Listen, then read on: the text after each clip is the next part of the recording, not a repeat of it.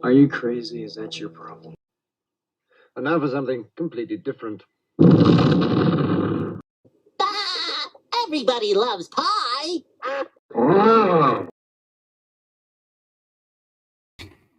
All right, I was just seeing how many I could run together. I just shoveled down dinner in like 30 seconds, and I think half of it is still stuck in my throat. Welcome, everyone. This is sort of Aaron Live, like late night Aaron Live. Oh my gosh. So I hope I don't keel over here. Okay. That food is about right here. It just needs to get right down to here, and I think we'll be fine. So what's going on? I have been doing closeout. We started on the Bros tonight, and then jumped over to Comicsgate Kings, and Ethan ran the show considerably longer because I and Billy showed up late. And so I got some more time on there to promote the book, and we've actually had a pretty good night. I would love to see this sucker get to 40,000 if we can. We're at 513 backers, which ain't too shabby. I think we've added over 30 backers this evening, so that's fantastic news. And but we're going to keep it going. The thing closes at midnight, so we'll see what we can do here. Billy Tucci has threatened to drop in. Everybody else I know is asleep. Billy, his wife, is out of town, so he's like going to pull an all-nighter, I guess.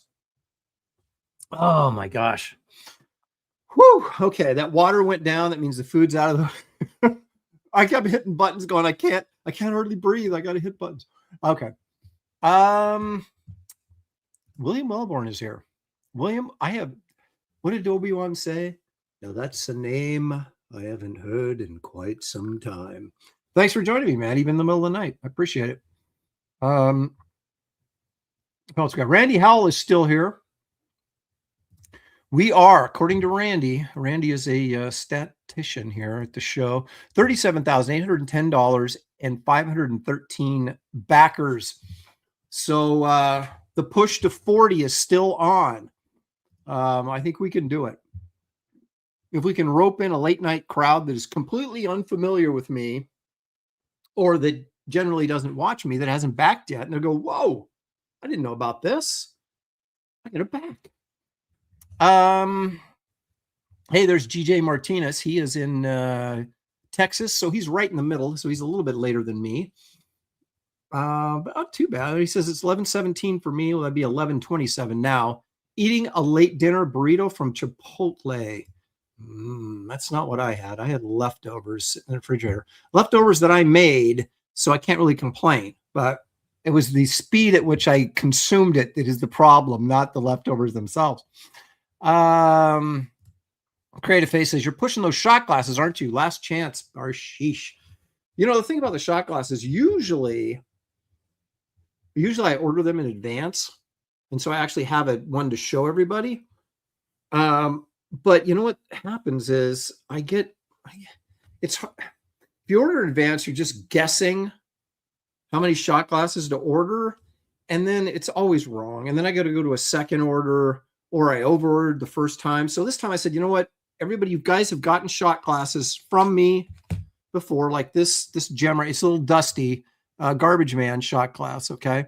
So there is a Barbaric Adventures shot glass if you're collecting the shot glasses, and I'm showing the logo on the campaign. So you pretty much know what you're going to get. It's going to look like this, except it'll say Barbaric Adventures on it. And so that way I can just, I got a ton of shot glasses left over. Now, granted, part of that's my problem. I haven't got them listed on my website, so people aren't aware that they can go get these leftover shot glasses. That's my fault. But I don't want to overorder. Obviously, this campaign is funding much lower than a lot of my other campaigns, so I don't have a lot of excess cash. In fact, I have zero excess cash on this campaign at this point. And so I'm not going to overorder a bunch of stuff. So I'm waiting until this thing closes, and then I will determine what my shot glass orders are, and then I'll actually order the shot glasses. But they are coming regardless. Sequential Treasures, James was confused. He thought Graybeards was today and that we'd messed him up. But no, Graybeards is tomorrow, 2:00 Pacific, like always. He says, congrats on breaking 500. Guess that means another art raffle on Graybeards tomorrow. That is correct. So what does that mean exactly? That means that I did this on Kings tonight, and I put it up for sale, and it didn't look like it was going to sell. And I thought, well, if this doesn't sell, I'll just, we'll raffle this off. That's a pretty good Conan piece there, but it did sell. So Conan's gone, but I do have another actually Conan piece in my portfolio, and I may toss that up for the raffle tomorrow. So we'll see, but there will be a raffle. The specific thing about the raffle tomorrow is you have to be watching the show to win the artwork. So the previous two raffles, I think three that we've done. No, two. I raffled everybody who's backed. What we're going to do tomorrow, and it could be painstakingly painful, but you have to be present to win up until a point. I'll raffle a bunch of time, but if we're like still doing it 30 minutes in and we haven't hit a number that someone's in the chat, maybe I'll just give it to whoever. But that's sort of the idea tomorrow, is that if you're in the chat is the only way you can win this last piece of raffled artwork tomorrow. So if you're so inclined, please be watching tomorrow. And I'm a sucker, and I'll feel bad. Someone will go, "Oh, I couldn't watch it. I would have won if I," then I'm going to feel bad. So, we'll see how it goes. Let's see here. Sequential treasures. Although he says, "Isn't midnight a little?" Here it is.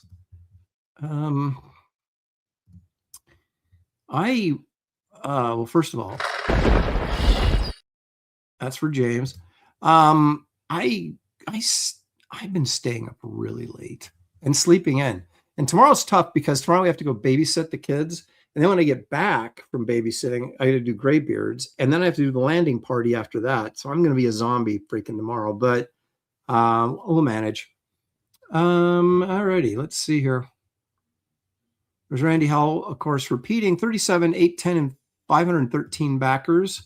That's where we're at right now. We have, how much time do we actually have left? We have 2 hours, 27 minutes, and 53 seconds. And actually, Randy, that's an older update because we now have 514 backers. We are $40 away from 38,000. So now 38,000 originally in my pea brain, I had figured out that 38,000 was my break even on this project. And then I realized, oh, wait, I got to pay taxes on that money. So 40 is now my break even. So help me break even on this rather, what do we call it? It's a very boutique-y project. It's a very, at least in my mind, it's a very artsy-fartsy project because it is all, I think the stories are terrific. Don't get me wrong. But this is all about art. And there's a little competition going on between David, Dan, and myself to bring in the best work we possibly can. And this is just like a bucket list project for me. And it wasn't it wasn't meant to be a huge project because I want to turn this around rather quickly so that I can get on to probably Wraith of God 4, which would be the next, hopefully bigger, much bigger than this project. But part of the idea was this is kind of a filler. It won't take me as long because I'm not doing the whole book. Everybody would kind of pitching in on this one. And so I should be able to turn it around quicker. Famous last words, right? So that was kind of the idea. Get this off my bucket list. I never got to do Savage Tales, so that's what I'm doing. And those of you that are just tuning in going, what in the is he talking about? This right here is what I'm shilling this evening. This is Barbaric Adventures. And it's a 64-page square-bound magazine format. That means it's 8.5 by 11, so it's larger format to accommodate the beautiful art. It's black and white, like the good old black and white magazines of Marvel days, but all three of us are doing tonal rendering to kind of give it that more three-dimensionality to it. So it's not just straight old average black and white. So there's a lot of work that goes into these projects, this story and these pages that are in this project. The three main stories are Primal Zone. That's my story. That's kind of an Edgar Rice Burroughs sort of dinosaur cavemen kind of thing with just mild elements of sci-fi in that it's a different dimension kind of story so there's little bits of tech in it, but not a ton. And then, of course, there's David Williams, who's bringing us the story of a young knight. So he's going medieval, literally, in the story that a young knight that battles demons to become a true warrior. That's an oversimplification of a very complex story that David's doing that is really, really cool. Dan Lawless takes us to a futuristic Mars where high-tech society has fallen into savage chaos and one man leads a rebellion to defeat the corrupt powers that have seized control. This is a combination of sci-fi and barbarism. So it's like Conan the Barbarian meets, Flash Gordon kind of thing. So there's a lot of really varied elements in this book. They're all the same type of stuff. It would have to fit into a Savage Tales type magazine, which all of these stories do, but they're all very different. And so I think that's really cool too. So this book is premiering 3 new IPs, right? Primal Zone, Dan's Mars Madness. I don't know that these guys actually have like IP names. They just have stories that they're doing. Mine is definitely an IP. It's Primal Zone. It's a continuing adventure story. There's, I think Dan's is a continuing adventure story, or it can be. And David's is more of a complete story that he's going to be telling rather than an ongoing type series type thing. But really good stuff, high-end stuff. This isn't crap. This is high-end stuff by high-end professionals. So if I do say so myself. And so I think you guys, you're really going to dig this. So if you haven't backed it, please consider doing it in the next 2 hours. That's about all we have left. Now, there's also a preview story in here, about 4 or 5 pages. We'll see how it works out. Featuring Freya, the Ice Princess from the Ice Kingdom. And she's a Yeti hunter. A Yeti slayer, maybe, would be a better way of putting it, as her people are always at war with Yetis in this area. And so it's it really is a kind of a Red Sonja Savage Tales kind of feel to it, more so than my Primal Zone, which is more of an Edgar Rice Burroughs kind of thing. This Freya is more along the lines of Robert E. Howard, I would think. So anyway, there's a lot of good stuff packed into this. There's also the original 8-page Primal Zone story I did back in 1996. Maybe it was 97, but 96 or 97. And so that's never been published. And I think you guys will get a kick out of seeing that and comparing the two. And I'll have a little explanation about what I originally concept and how it changed and why and all that kind of good stuff. So anyway, let's take a look at what we got here. We've got 4 cover options. These are all painted covers, just like, Savage Tales used to be back in the day. And this one's by me on canvas, baby. And this features the Primal Zone characters, or at least some of them.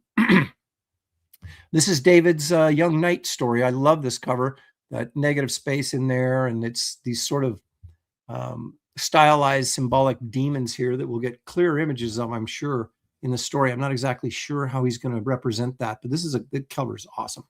And then Dan came in here, and originally this had a blue background, and it was nice, but it didn't have the kind of visceral impact that he wanted. So he went and changed the background to red, and it's amazing how just a couple of color choices can bring out a whole different feeling about a piece of artwork. And so there is no blue cover anymore. If you ordered, Dan's cover back when this campaign opened and it was blue cover, it doesn't exist anymore. It's this red cover, which we all feel is far superior and sort of fits the thing because he's on Mars. So that's fantastic. And then we've got a great cover by Joe Jusko.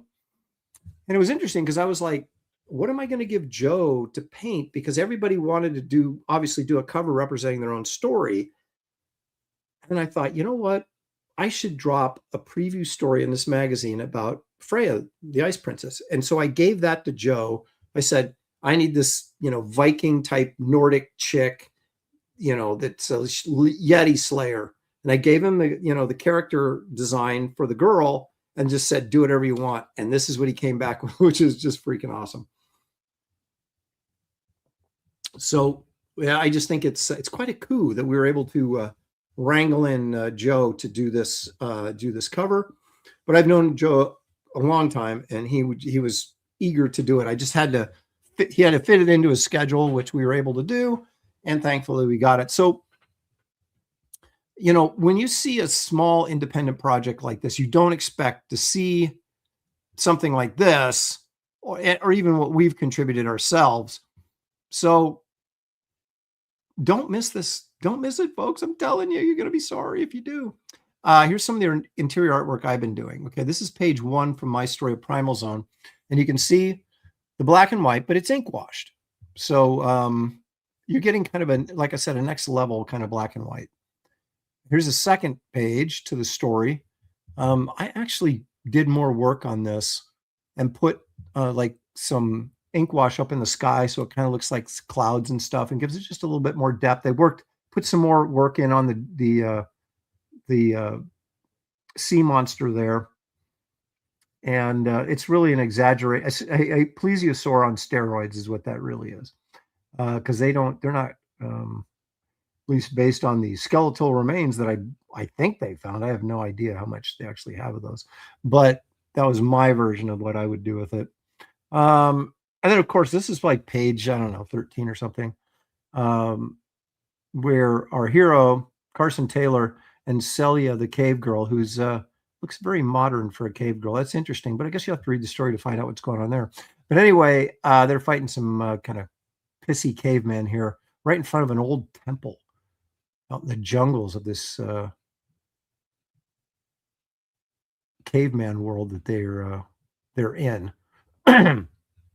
So that gives you an idea the caliber of work I'm doing. Here's some of Dan's stuff right here from his Mars Madness story. I love this splash page. You can't go wrong with a really good grit your teeth close-up. And then we got more of the story here. And Dan, not one to hide stuff. Put some captions in there, word balloons. You can actually kind of read it, and get a couple of good flavor for what's going on there in the story. Now, this may change because I haven't edited it yet. So he's going to turn the story over to me. Let me give him some suggestions. I may not have any. I may say, this is brilliant, Dan, which I'm sure it is. But and I'm not ruling with an iron fist. I'm letting the guys do what they want to do. If they ask me for suggestions, I will offer something up if I have any. But it's up to them to implement it. I don't want to feel like I'm constraining these guys in any way. I've always felt like if you hire somebody to do a job, it's because you have faith that they can do the job. And so they don't need me telling them what to do. So this is going to be the story that Dan wants to tell the way he wants to tell it. The same way with Dave. I'm not going to sit there and tell David, hey, you know what? I would reconsider that. This is the stories they want to tell, and they're telling them the way they want to do it. And I think that's the way to get the most inspiration out of a creator, is just say, dude, this is yours, your baby, do with it as you will. And everything I've seen so far is just brilliant. Brilliant, I tell you. So anyway, if you look up here on the right-hand side, this is the 4-pack plus. It's all 4 covers, plus the sketchbook, which we'll take a look at in a second, which is signed by me. And it's the only thing that's signed by me in this is the sketchbook and the prints, because I can't juggle the books. I don't want to be shipping books around, having people sign it and all that kind of stuff and have them get damaged. So that'll be the only thing that's signed. So what you'll have to do is track us down at shows or whatever if you want to get your book signed at some point. But the sketchbooks are all coming from me, and those are all going to be signed. And anyway, so this is a $120 value. You can get it for $105 with 2 hours left to do that. If you get the Big Barbaric box, which is also one of the rewards, that's where you get everything in the campaign. I wanted to juice it up a little bit and put some items in there that you could only get if you bought the Big Barbaric box. If you're going to spend that kind of money, I'm going to reward you. And although I'm very grateful for everybody just buying single issues as well, but if I expect you guys to lay out $185, which is what the Big Barbaric box is, I want to give you something special for doing that. And one of them is one of the items you get in. There's this 4-print portfolio signed by me. It's going to be in an illustrated envelope, which you'll have to wait to see the illustration. And this 5th cover, which is only available in the Big Barbaric box. This is the color rough. It's not the finished painting. In fact, I can show you the painting on the canvas, the underpainting. In fact, we're going to do that. We're going to take a look at a couple things here in a minute. If we do get to 40,000, there is a trading card for everybody that comes just, free of charge, because I don't know what's wrong with me, but I love trading cards, and I want to complete like Empire Comics Lopresti Verse trading card set. And I've been working on that pretty feverishly over the last 5 campaigns, I think. So we're getting there, but as I said, this is a lower funding campaign than I'm normally do. And so we haven't hit any of the stretch goals yet, but I think we have a real good chance at getting 40 tonight and getting that extra card in there. There's some other news about that too that we'll be talking about in the not too distant future. Here's the sketchbook, 8.5 by 11, so same size as the book. Those of you back the Kit Carter campaign, there was a Kit Carter sketchbook in that campaign, and it's the same size as this, 8.5 by 11. So really, if you look at your Empire Comics collection, which I hope everybody's backed everything, but I understand some people like some stuff, some people don't like some stuff. But if you backed everything, what you'll notice is we've got all the Wraith of God books are one size, regular comic book size, although they're graphic novels. And then we've done Kit Carter, which was like Marvel style graphic novel, 8.5 by 11. And that'll be the same size as Barbaric Adventures. And the sketchbooks will match those sets. So there'll be 2 sets that you can put your books, your Empire Comics together in these graphic novel format set, the 8.5 by 11s, and then the regular comic book size. So for what it's worth. You can get this Snow Hunt print signed by me. This again featuring Freya, our ice princess. There is the logo that I talked about earlier with the shot glass. It'll going to be laser etched on that shot glass. That just screams for bourbon, doesn't it? Barbaric Adventures, I think it does. If you keep scrolling down, you'll see original art for sale. I think most of it is gone, but there are still some stuff left. We will see what's left when I get down to the rewards section, but a couple of the first 2 interior pages are up for sale. And I mean, I'll admit stuff's not cheap. I'm not giving it away, but if you're a connoisseur of fine art and don't mind spending a few bucks, you could get one of these things. Anyway, so there's the 4-pack plus the rewards down here. They used to be called perks. They're now called rewards. And there's the 4-pack plus that we previously discussed. There is the shot glass. I'm not even sure why it has its own reward, why I did that. Probably because it ships separately, but you can get it as an add-on too. So I don't know why you would order it this way, but anyway, there it is. And you can get all 4 covers individually if you like. If you just like, oh, I like, Joe's cover best, so I want to get that one. Or if you want my cover or David's or Dan's, you can just order those as singular items. I've got a couple of package deals here. One is Barbaric Adventures, my cover with the sketchbook signed by me. That's $45, but for you, $40. Just for you, $40. If you get the book, the sketchbook, and the print, it's $55. That's another $5 savings. Normally $60. It's not marked down like crazy, but it's a nice little incentive. If you wanted to get all 3, you don't have to do an add-on. You can just buy this package and save a little bit of money. The big Barbaric box that we talked about, $210 normally, but yours, the low price of $185. You get all 4 covers. You get the shot glass. You get that 5th cover, only available in the box. You get the Snow Hunt print. You get the Barbaric Adventures sketchbook, and you get that 4-print portfolio in an illustrated envelope for the low price of $185. That's $25 savings right there. So that's a pretty good deal. Now, if you continue to scroll down here, which we will, this is where all the original art is listed. And you can see there's still a couple pieces left. It's purple, so that means it's still available. So this promotional piece, it was a cover idea. That's why I did it. And you see this is sold, this is sold, this is sold, that's sold, this is another of the cover ideas. And this is more or less the one I went with. We'll talk about that in a minute. Other artwork, this is all gone. This is still here. This picture of Taylor Carson fighting cavemen, which is a really nice piece, and it's big too. I think it's 14 by 17. I think the problem is still sitting there is there's no chicken there. So I guess I learned my lesson. The Snow Hunt print art is gone. There's still page 1 and 2 are still available. David's cover has been sold.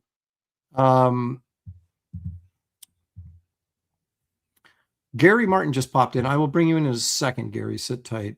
I'll run through this and bring you in. And the covers, my painting is still available there. And then also down at the bottom are the add-ons. Okay. You can get the sketchbook. You can get the print. You can get Saved from the Trash. If you missed Wraith of God 1, 2, and 3, they're right there. Kit Carter graphic novel, also available. Garbage Man trade paperback, Power Cube trade paperback, all 4 covers to Barbaric Adventures. And of course, the Kit Carter sketchbook that we talked about earlier, also available as an add-on. Are you freaking kidding me? It may just be the ultimate campaign. I don't know. You'll have to decide that, I guess. We're now over 38,000. We are less than 2,000 away from being able to pay Dan Lawless. That's all we have to do is raise $2,000 more tonight, and Dan gets paid. 2 hours and 9 minutes to do it. Let's make it happen. And let me bring in some company here. It's Gary Martin. Hello, Gary. We need to pay Dan. I think we do. I mean, he seems pretty jolly, but I don't think if I tell him he's not getting paid, he probably wouldn't be as jolly. That's an act. He once he realizes he's not getting paid, if we don't do the 40, He might not be as jolly anymore. Yeah. So that, have we ever seen Dan not jolly? So that I don't. Yeah, I don't think so. I don't think we want to chance that. Dude, I was gonna open with my usual bad humor, and I forgot. Okay, let's start over. Introduce me again. Well, let me do this. Well, okay, I'll send you out, and we'll check the campaign later. Of course, that's why we're here, is to push that thing. But let's try this again. Okay, hey, how about that? I was here by myself, but now I have company. Please welcome our good friend from Graybeard Studio. It's Gary Martin. Hello, Gary. Hello, Aaron. Yes. I just realized that 20 years ago, we had Johnny Cash, Bob Hope, and Steve Jobs. Now we have no Cash, no Hope, and no Jobs. God, please don't let Kevin Bacon die. Now, was that material you were going to use tomorrow, and now you've just ruined it for No. You got more? You've got more? I'll use a different one, yeah. All right, okay. As long as you got more. Well, I'm going to run through the chat here real quick, as I was doing a little bit here before you came in, but let's do that. Now I'll start at the beginning. I didn't get very far. Okay, Repairman Jack is here. GJ Martinez in Texas. He's having a late dinner, is joining us. JP Roca, Coram. I want to know what Mr. Martinez is having for dinner in He Texas. said Chipotle. He said he had well, good. You didn't let me down. Yeah. Repairman Jack says Tari Force rules. And Gary, it doesn't matter what time of day when someone says that, that's what's going to happen. You talking about the game or the comic book? Either, but mostly the comic book. I have no respect for comic books based on video games, and usually I don't for movies either. But there are some exceptions, which I might bring up later. Coram is here. Mustang Trainer is here. Just don't die on the live stream. I ate my dinner in like 30 seconds. And so it was like, you know, when you eat too fast sometimes and it gets stuck right here. It feels like it's still there. Yeah. Yeah. And it's just slowly sliding down, and you're not choking because you can breathe, but there's this pain right here where you're like, God, it's got to go down. Real heavy feeling in your chest. Yeah. But I managed. Comics Legends is here. He says, can we get a sneak peek at the art giveaway for tomorrow? We did hit 500 backers. We're over 500, Gary. So we're giving away artwork tomorrow. Excellent. And, okay. I'll show you guys what I'm going to give in just a minute. Let's see. Randy Howell's here. He says so far tonight, and I love it. Randy's always on top of the numbers, you know. He says we picked up $2,500 and 40 backers since the start of the professional stream. So that's pretty good for, That's today. Yeah. Since 4 o'clock Pacific time today. Yeah. Rogue Obi-Wan, excuse me, is here. And stating the truth, says Lopez draws sexy women. I tend to do that.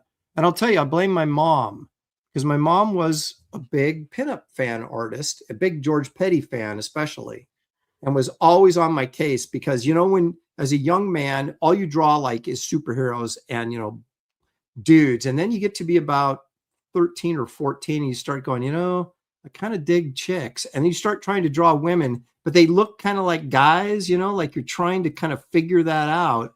And my mom would be like, her shoulders are too broad and her hips aren't big enough. And her, you know, and she was on me all the time. So I owe my mother. Yeah. Aaron, you are blessed. If I would have shown my mother, Mom, I want to start drawing like George Petty. Look, she would have had a seizure.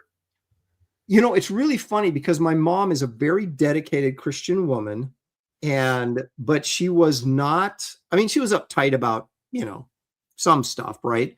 but not about pinup art. And she was a big fan of newspaper strips and like Flash Gordon and things like that back in the day. She was just a big fan of all that stuff. And she was a bit of an artist herself. And I think when you're an artist, you can draw like a beautiful woman and you kind of look at it as a piece of art. People that aren't artists might look at it and go, what kind of a perv are you? And you go, no. Don't you understand? And all they see is the sexualized idea of it instead of the artistic idea behind it.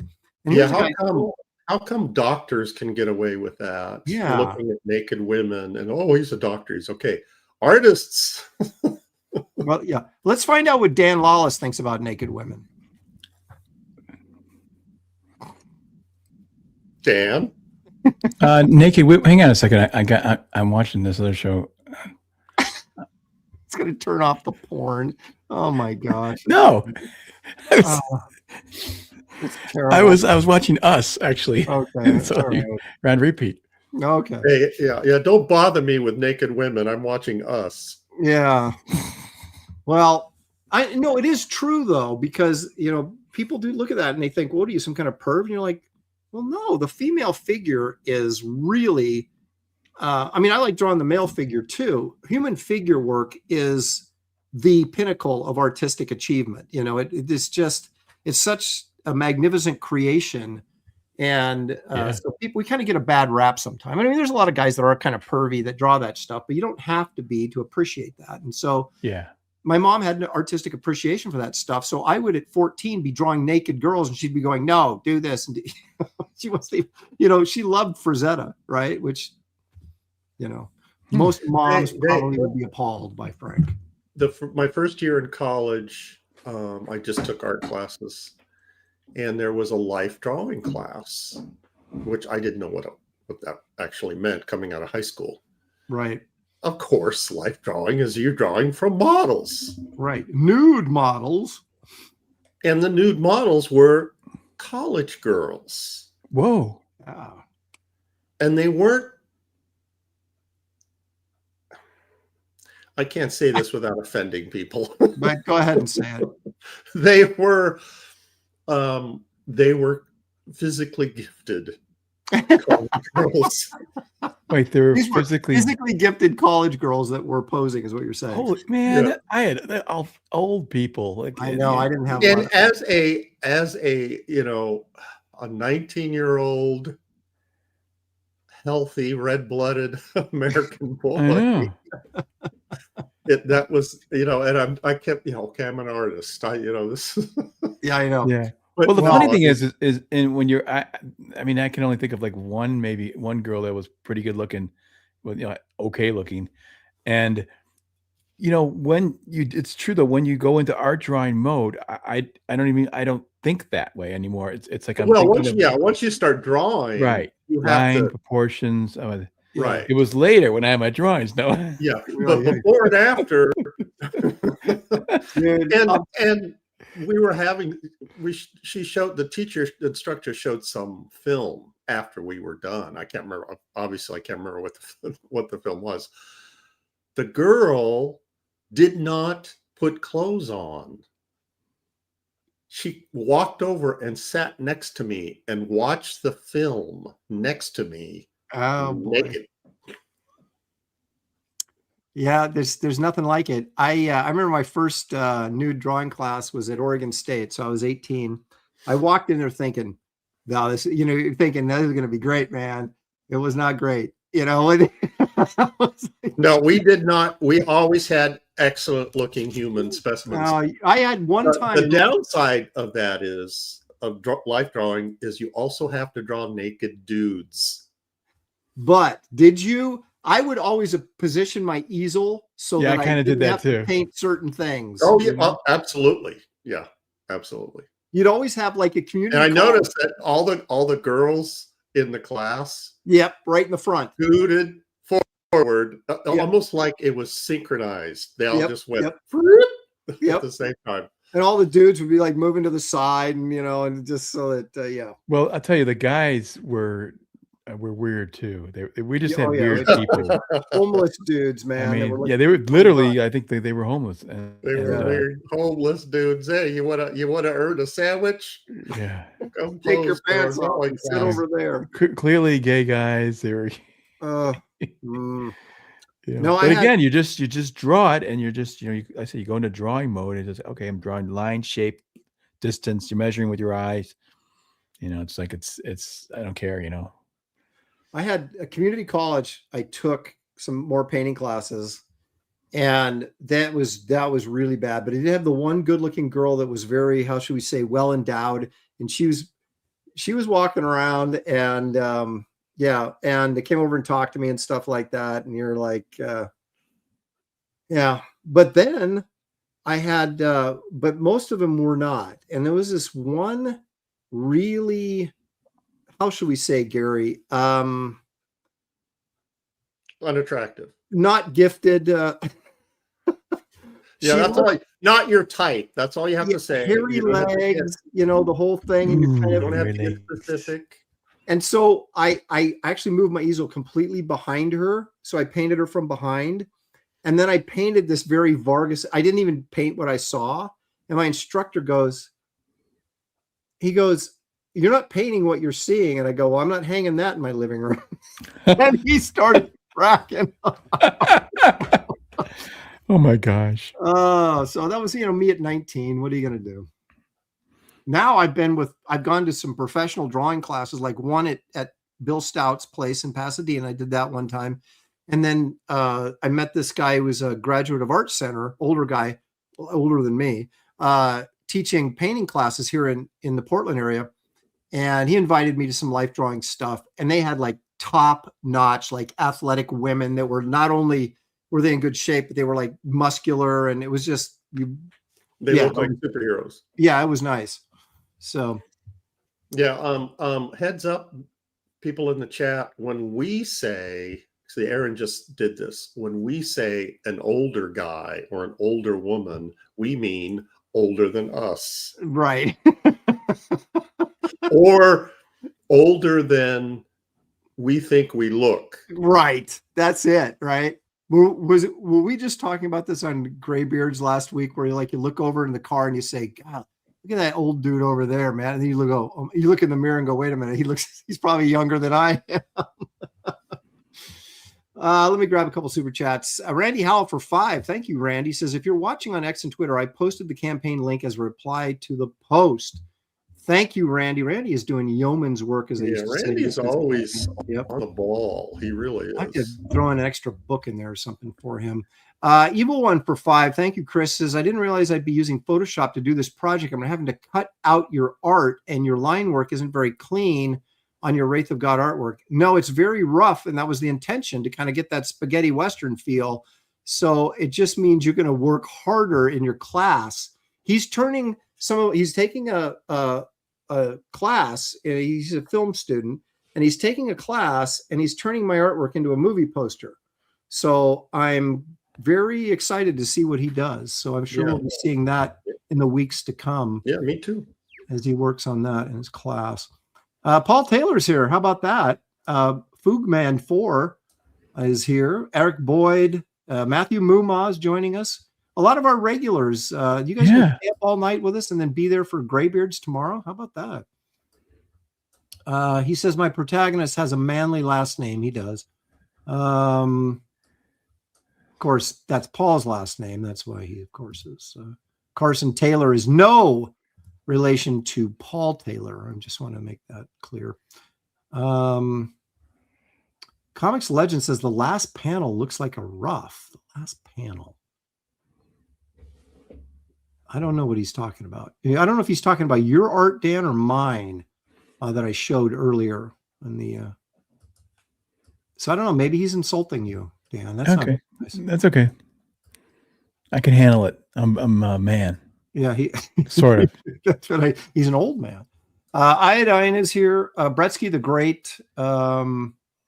Evil One says, no way, Gary's up. Wow. Gary's a West Coaster like me, so it's not that late. Dan is the one who's up late. I know. And actually the weird thing is I'm usually a night owl, but I was visiting someone this weekend, and some actually somewhat normal schedule, so I'm actually tired. Well, so hang in as long as originally you can leave whenever. Don't feel bad. Yeah, I'll stick around for a bit, and then yeah, I'll be out. it's only 10 o'clock here, but surprisingly, I'm not sleepy yet, and even more surprisingly, I didn't have a nap today, so I don't know what's going on. Yeah, I'm trying to pretend. I had my daughter bring me energy drink from. We'll give a little shout out to the Human Bean out there, where one of my daughter's many jobs. She's a professional dancer. She teaches dance, and she works at the Coffee Bean. That just goes to show you that the money you make as a professional dancer is actually worse than comic book artist money. So what is like if you go to, what is that place called? The Coffee Bean? the Human Bean. The Human Bean.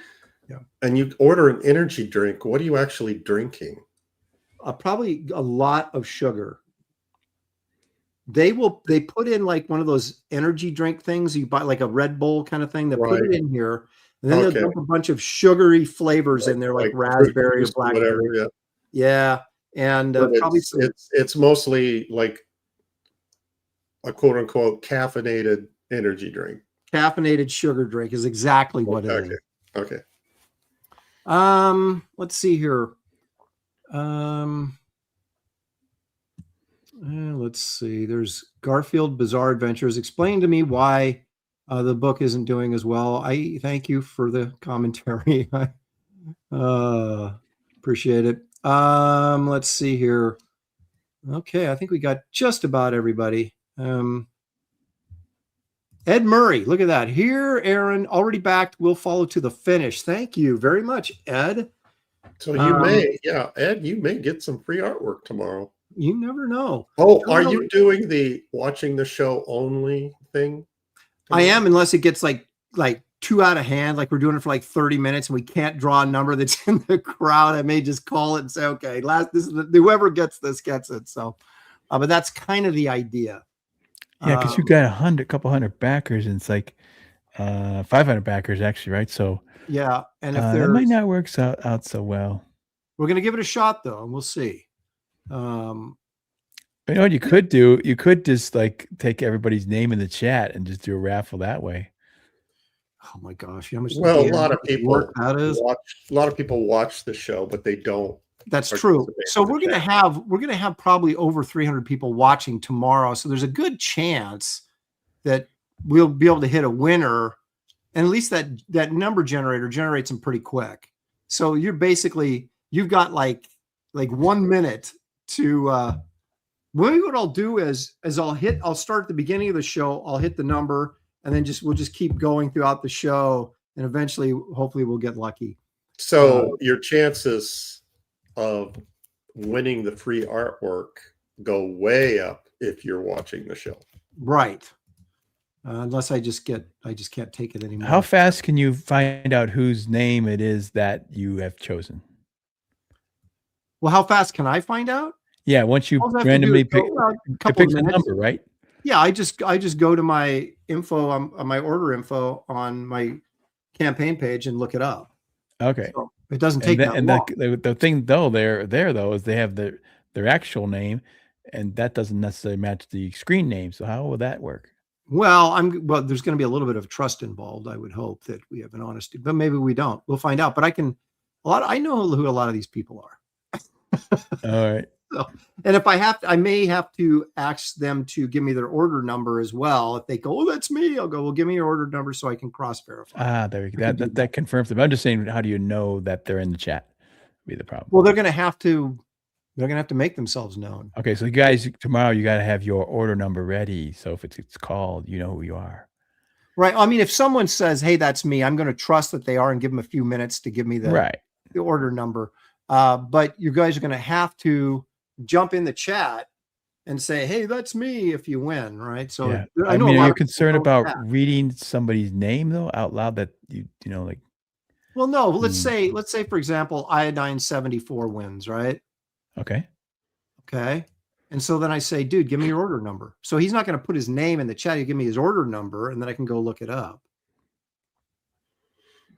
Okay, I'm still not sure how you know who Iodine would be, though. It doesn't. With, It with his doesn't order matter. number, all I have to do is look up his order number and it'll Yeah, show it me his doesn't. name. It doesn't matter. They don't have to give their name. They just give the number. And then I can look up the order number and it'll give me all the information. Okay. Okay.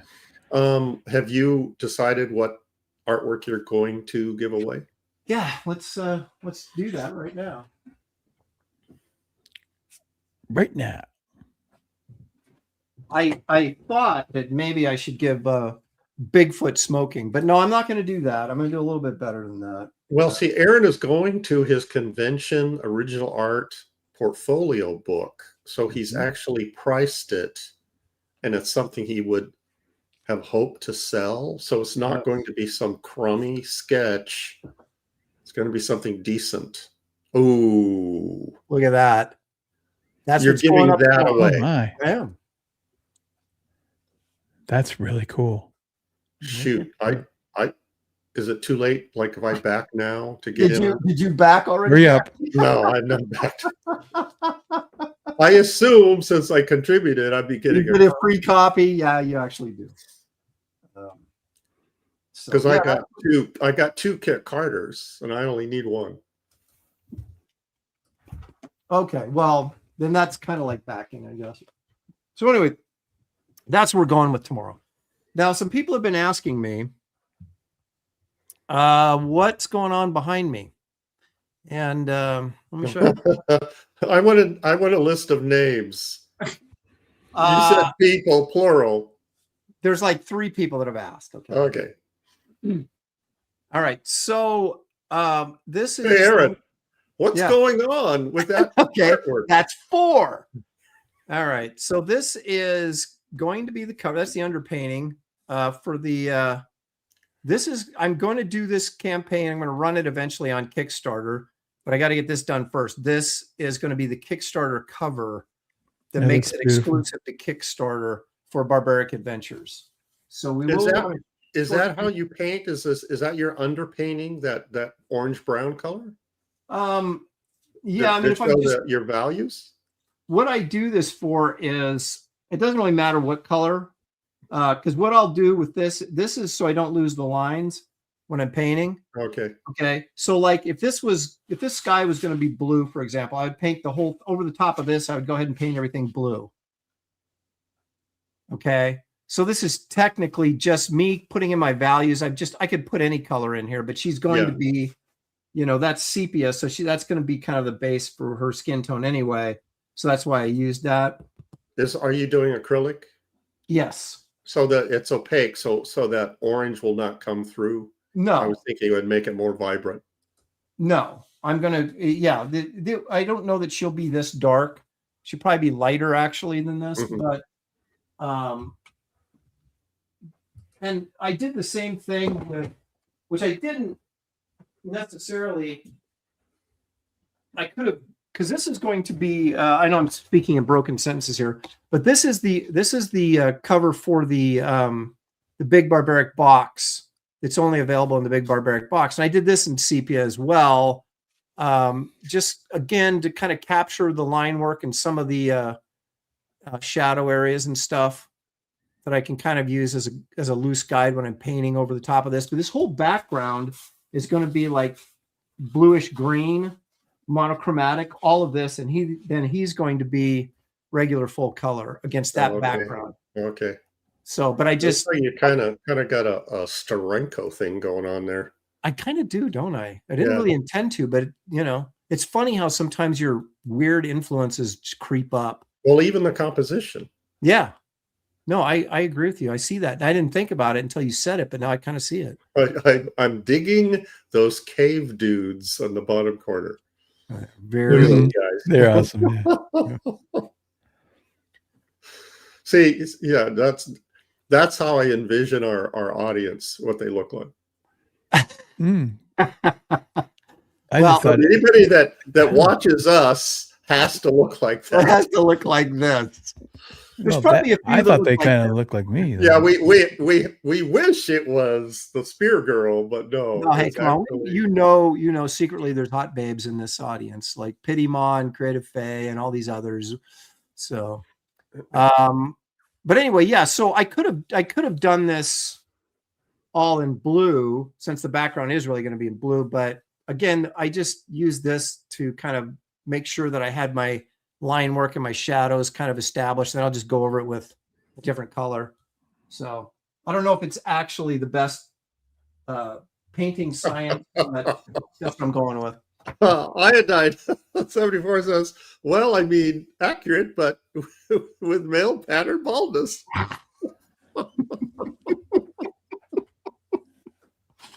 Matthew Muma says he looks like Carson Taylor. So there you go. I mean, Did you get the super chat? oh, well, Gary, you're actually not on the clock tonight, so you don't have to. I do appreciate it. Angry Goody Two Shoes for $2. Wait, you're closing out. Should I back it? Yes. Tell them why. Tell them why. Tell them why they should back it? Yes. Because it's freaking awesome. That's why. No, that's not what I meant. Let me show you exactly. Does it qualify for the raffle? Oh, is that what you were getting at? Yes. Yes. If you back before this closes, you guys are all qualified for the raffle. You got to show up tomorrow on Graybeards unless I get bored trying to find someone in the chat. The artwork often.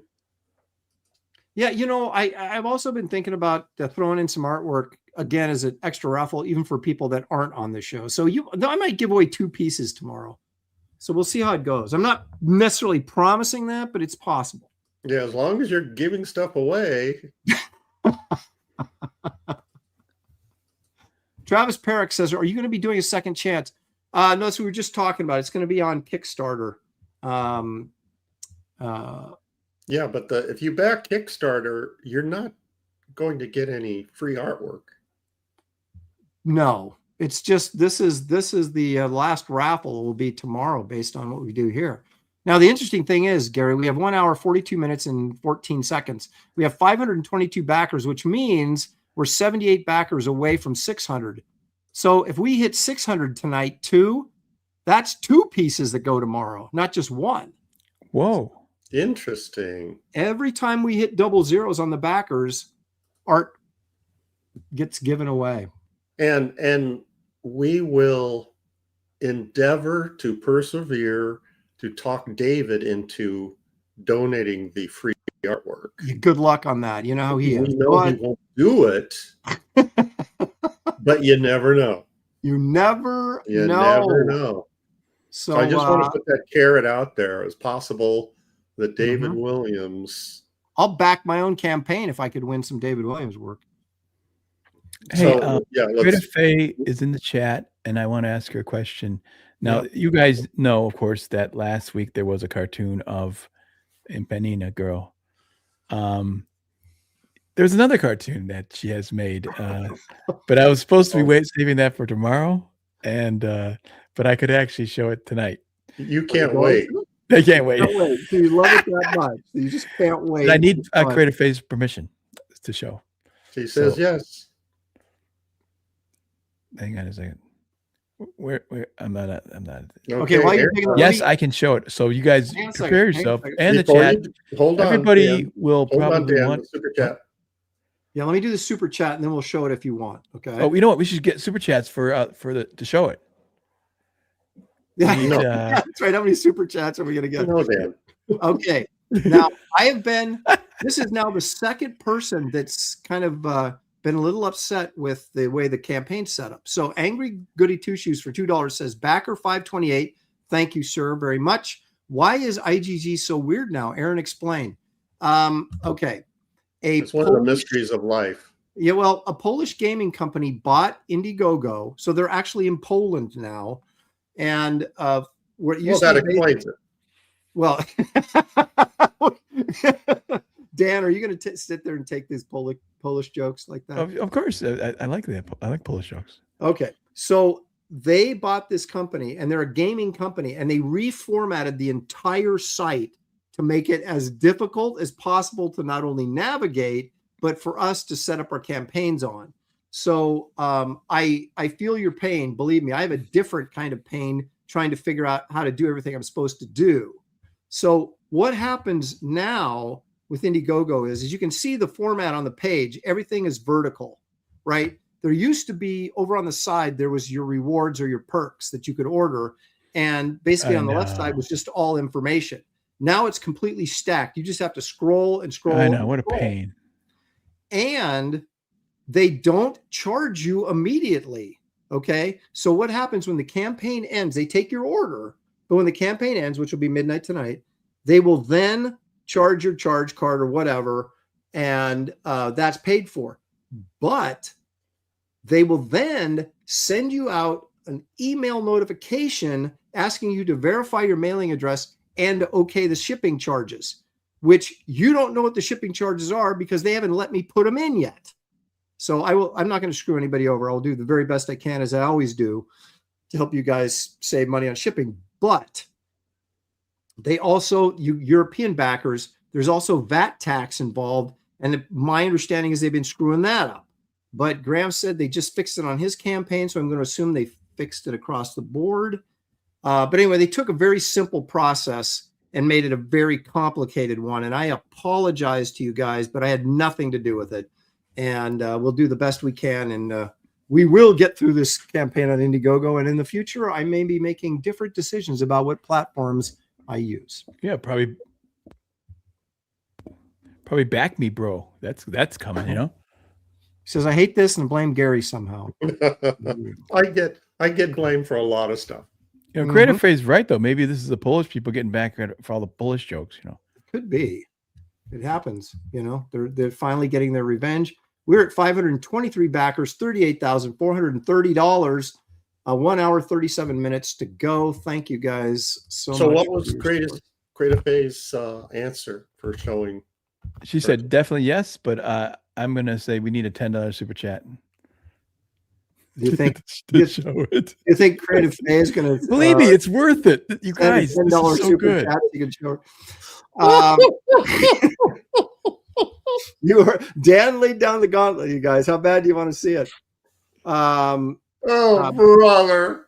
Dark Side Darren says, I always back Aaron's book. Thank you very much. Even though you misspelled my name, I won't hold it against you because you did back the book. I appreciate it. By the way, I did not. This is not my idea. I didn't commission it or anything like that. This is Creative Phase's own idea, and she sent it to me unsolicited. The other one was solicited. I actually asked her to create that particular cartoon. If you don't get the $10 super chat, are you going to show it tomorrow anyway? No, this is for final. So you're not going to show it at all. We're not going to show it at all. Not a super chat. You're not going to show it at all. Well, tomorrow. Okay. What if Creative Faye gives you $10 super chat? Are you going to pay her back? No, she's just paying to get her own cartoon show. So. Right. That's what I'm saying. What if she wants it to be on the show and she gives the super chat? She says you can have moths in my wallet. Oh, okay. So that answers that. Complicated, Dad. This is how complicated this is becoming. Come on, people! $10. I mean, you guys got to see it. I mean, I don't know. You're selling it. You know, Billy Tucci said he was going to drop by. I think he lied to me. He probably went to bed. His wife's out of town, so I thought he was going to stay up all night, but apparently not. Dan, you do realize you don't get a penny of the super chats tonight. Okay, whatever. That's true. That all goes to everything goes into paying Aaron. They will eventually pay me for my. Okay. That is also true. Okay, all right. Well, kind of goes into me.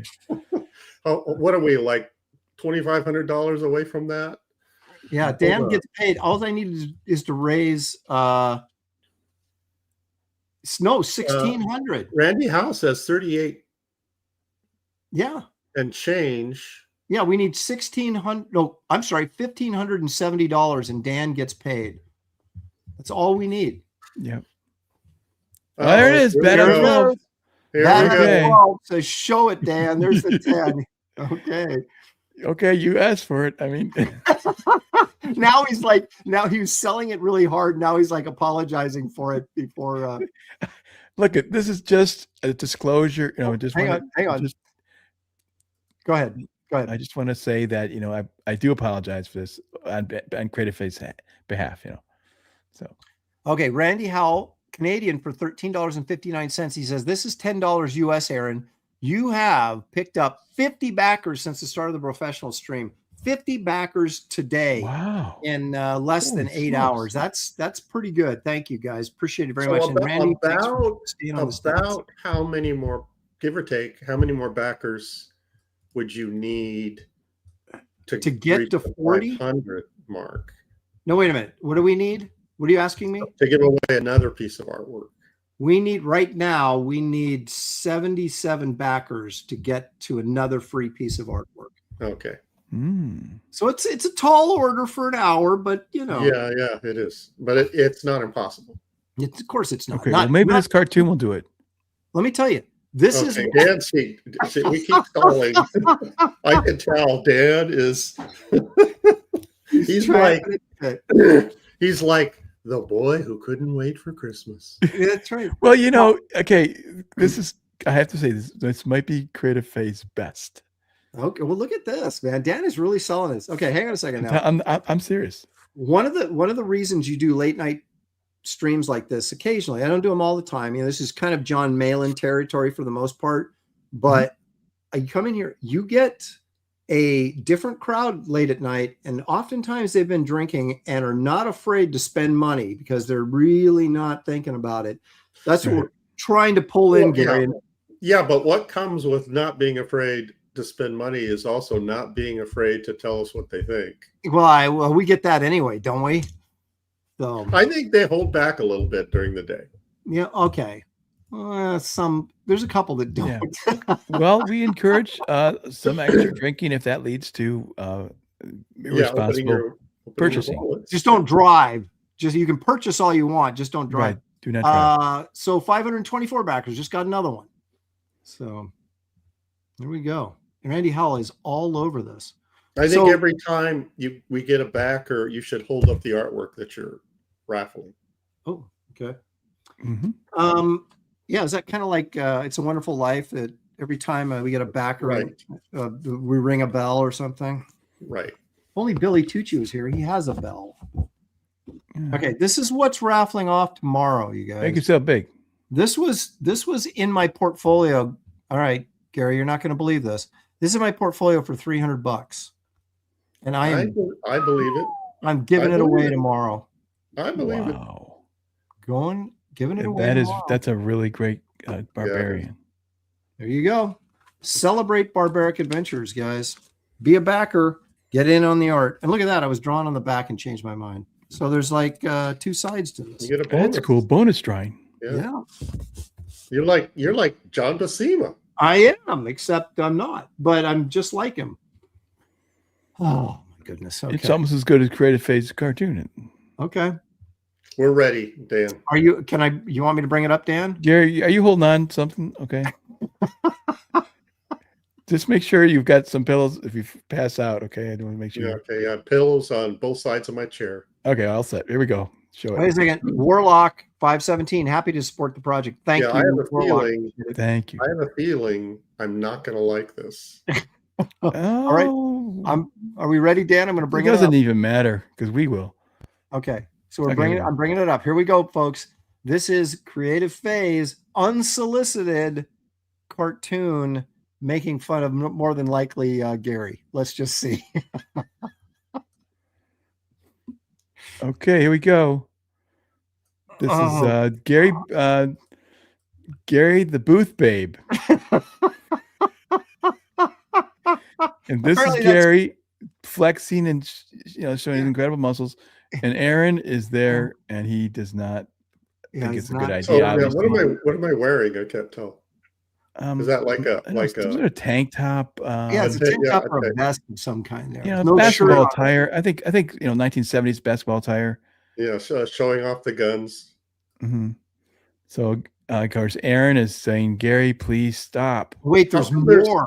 How come there's no line there? A line of fans. Oh, a line of fans to for that. Well, that's because it's realistic. Let's find out. The story's just beginning. This is what my table always looks like. All right. Okay. Wow. Please stop. Why? The ladies love it.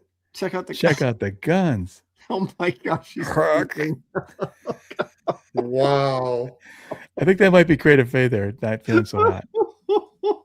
I think you could cut out the flexing panel and put it in the new dictionary under for the definition of sag. Look at those underarms. Look at those flabby arms, man. Look at those tries he's hanging right there. Yeah, there's one thing that's absolutely not accurate in that drawing. My pit hairs are not that long. You're not that cavemanish. No. I like you. Like the vest says, "Ink me up, baby." Ink me up, baby. I just saw that just now. Mm. What does that mean? Ink me up. Don't even. I don't think you want to know what that means. Who knows what Creative Faye's thinking? I don't know. She says that's Gary's back wings. Wow, Gary. Oh, boy. I really thought you were in better shape. That's all right. Yeah, me too. Oh, Creative Faye getting her So shot. I would say this is pretty successful, though. I mean, it does. And I think we have a different understanding of the definition of success. Yeah, I mean, look it up here. Look at this drawing that's on the thing behind Aaron. Look at that boobie Kit Carter and I don't know. Yeah, but that's definitely Kit Carter. A couple of girls. I think it's Wow, it's very impressionistic.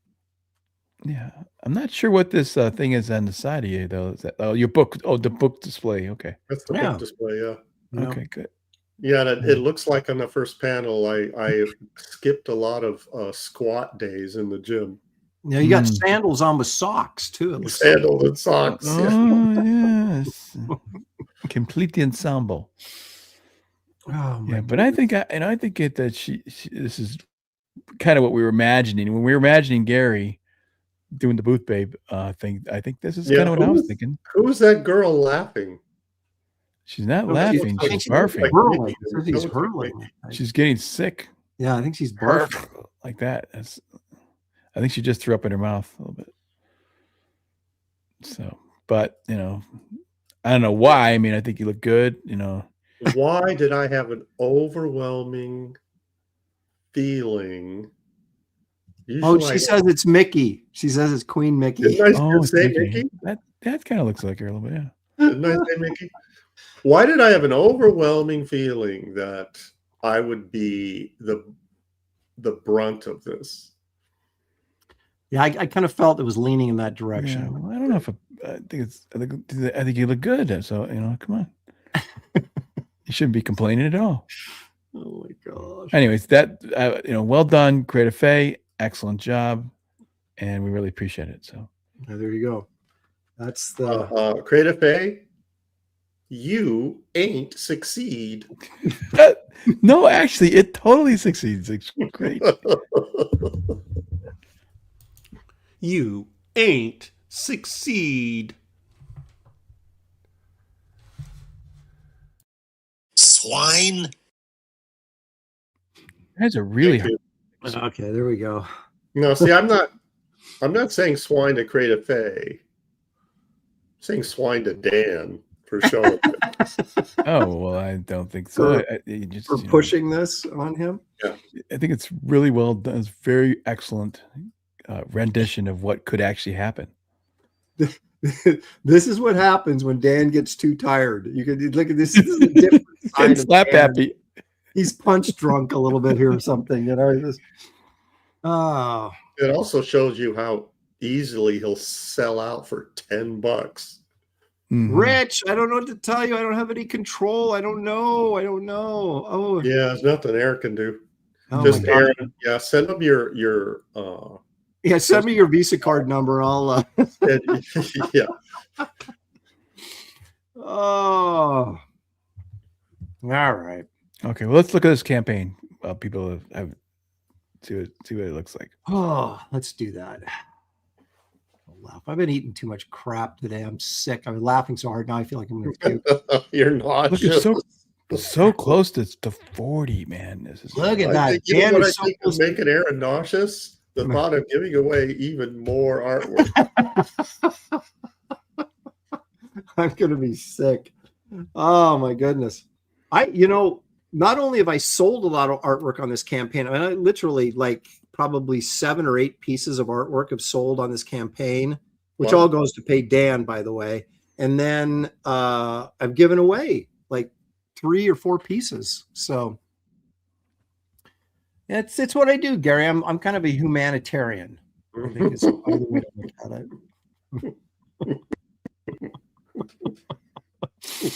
By the way, I don't know if I've commented on this image of this barbarian that you're using for your square. I think it's really, really good. Really like the painting. It's so classic of the Savage Sword type of look. I mean, it's great. Thank you. It was one of my experimental acrylic paintings early on. I did last year or the year before. Just before I did Kit Carter, I was working on a bunch of small paintings, and that was one of them. Let's should we watch the trailer? Yep. I paid good money for it. Yep. Play it. Let me make sure I open it in the right window. I wasn't paying attention to what I did. There we go. So this should have the sound with it. Here we go. Oops, we got to wait for Conan to pass. There we go.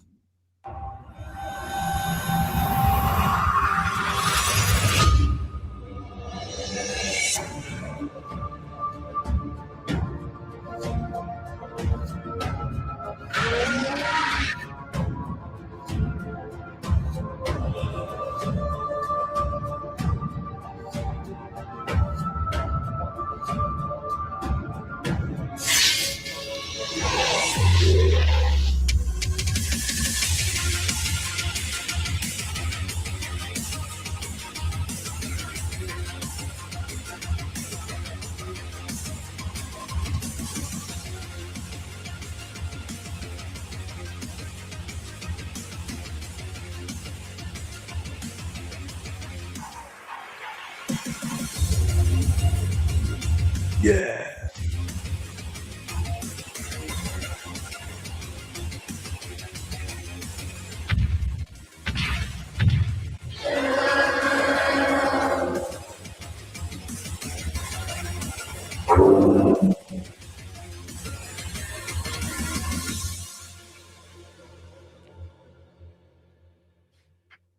Yeah, baby. Yeah. There it is. That painting of the dinosaur and it reminds me of like when I had a model kit, as a kid, and that would be like a kind of painting that would be on the cover of the box, Mm-hmm. Thank you. Aurora, Yeah.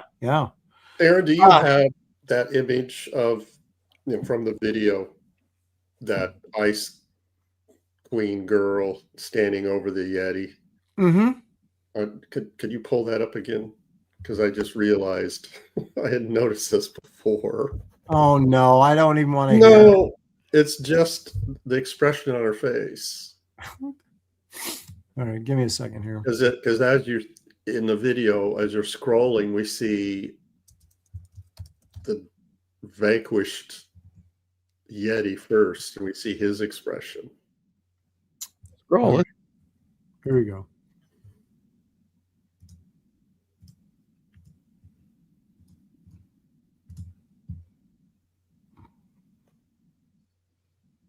Could you blow up on his expression? Okay. Okay. Clearly, he's not happy. I don't think so. No, He's he's dead, so he probably wouldn't be. He's having a really bad day. You could not have captured anguish better than that. And now scroll up to her expression. Complete indifference. Yeah. She's like, no, it's kind of like a don't mess with me. This is what happened. No, she's not even thinking about it. I think she's thinking about what she's going to have for lunch later. I mean, it's absolute indifference of what she just did. She's the ultimate killing machine when it comes to. Yeah, let's go back. Let's see. It's nothing to her. Absolutely nothing. Yeah, who's next? Guys? Now, did she kill him, or did she nag him to death? No, there's blood on the knife. I think the blood trail.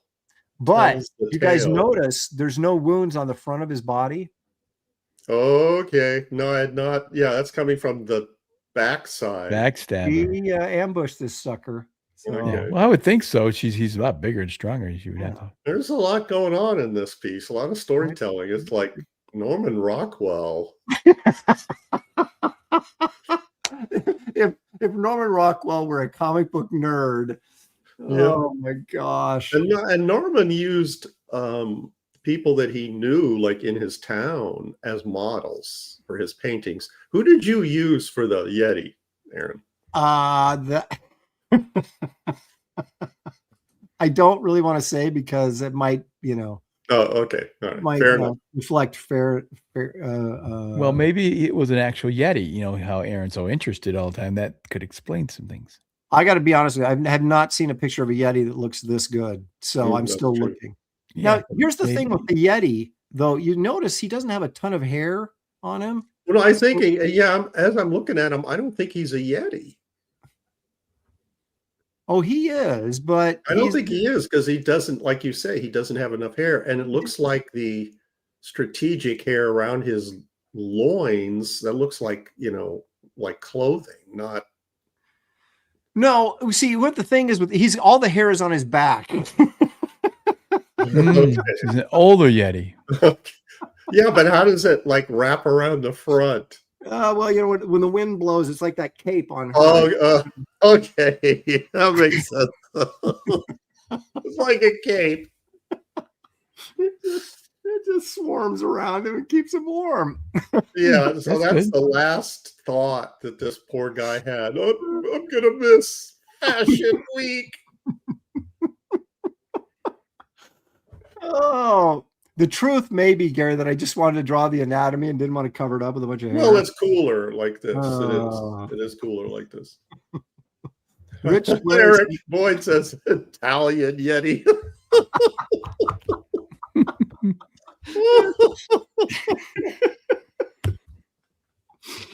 Oh man, brother. Yeah, okay. I think it could be. I think it could be a bare-chested Yeti. I don't know. Well, you got to look at it this way. If this is a snowy, cold wilderness, she doesn't have a lot of clothes on either, so it can't be as cold as it looks. Well, if she's an ice queen, the cold doesn't mean anything to her. Yeah. Well, that's kind of my thing with the Yeti. He has blue skin. He's about as iced up. That's true. But remember Frost Giant's daughter? Yeah. But she was running around and it was skimpy, and nearly naked. Bother her. Yep. So, Sequential Treasure says this is Yeti pattern baldness. Yeah. Creative Face saying I used myself as the model for the Yeti. There'd be a lot more hair on if I had posed for it. There'd be more hair on there. Faye, that's a good point. Rockwell used himself in many of his compositions. Yeah, I did. It's true. Hey, wouldn't that have been, thinking about it now, wouldn't that have been cool if Rockwell had like illustrated Lord of the Rings or something like that, man? Have you ever seen his cartoony style? Well, it was a bit of an exaggeration in his work. I mean, how cartoony are we talking? No, he did, I think in his autobiography, where he talks about things that happen in his life, like when his studio burnt down, lost a lot of paintings. He drew a cartoon of him and the sequence of what had happened that day and his family and and it's hilarious. I mean, because he exaggerates his skinniness and I mean, it's just he's extremely I'd be interested in seeing that, man. Actually, I would. Do you have that book, Aaron? No, I don't have very many Rockwell books. I have more couple of traditional, I highly recommend to artists, upcoming artists, old artists, to read his autobiography. He talks about his process and how difficult it is, and that you look at his body of work and you think he just dashed this stuff out. He spent months on his paintings. Yeah. agonizing over every detail. Well, my painting instructor, I remember telling me, he goes, why are Norman Rockwell and J.C. Leyendecker remembered and so popular? He says, because he took so much time. Their body of work isn't nearly as big as some of these guys that did a cover for Saturday Evening Post every week. It was like you said, sometimes a month, 2 months, whatever. And so, of course, we remember those because they're brilliant, where these other guys were more like, they were still talented, super talented guys, but they didn't have that extra in their work that Leyendecker and Rockwell did. Right. And even Leyendecker's getting forgotten, where Rockwell still isn't. Now, he's more contemporary than Leyendecker, but still. Yeah. And he did the old trick of his editor, cover editor, wanted him to submit like 3 or 4 sketch ideas, compositions for a cover. And he tried doing like one that he really liked and put a lot into it, and then 3 or 4 crappy ones. Right. And half the time the editor chose the crappy ones. Well, how many times does that happen in our careers in comics? You do several layouts and they always pick the worst one, and you're just like, ugh. Even when you try to push them in that direction, you do, like you said, a lot of night, I really do this one nice, and these you do kind of crummy, like, I like that one. You're like, no. Right. Rich Ware got the payment through. Excellent. Thank you, Rich. Thanks for hanging in there and sticking with it. So anyway, let's go through this campaign real quick. We're running out of time. I think we have, what do we got here? 1 hour and 12 minutes left. We're at 527 backers, $38,580. So close to getting Dan Lawless a paycheck. It's ridiculous. If you're just happen to be joining us and don't know what the heck we're talking about, this is the Barbaric Adventures. I call it a magazine, but it's more of a book because it's going to be square bound, 64 pages, magazine format. That's 8.5 by 11. So it's a larger format for the artwork, black and white, but with tonal rendering to kind of give it that extra oomph. 3 main stories are in this. Primal Zone by me, which is kind of an Edgar Rice Burroughs interdimensional dinosaur caveman type story. David Williams introduces us to the story of a young medieval knight who battles a horde of demons in a quest to become a true warrior. And finally, Dangerous Dan Lawless, takes us to a futuristic Mars where high-tech society has fallen into savage chaos, and one man leads a rebellion to defeat the corrupt powers that have seized control. And Dan also wants you to know that his story is very deep. So it's not just a surface level action-adventure story, but there's layers there. And I want to make sure you're going to have to read it more than once. That's right. Dan is making a few statements in his story.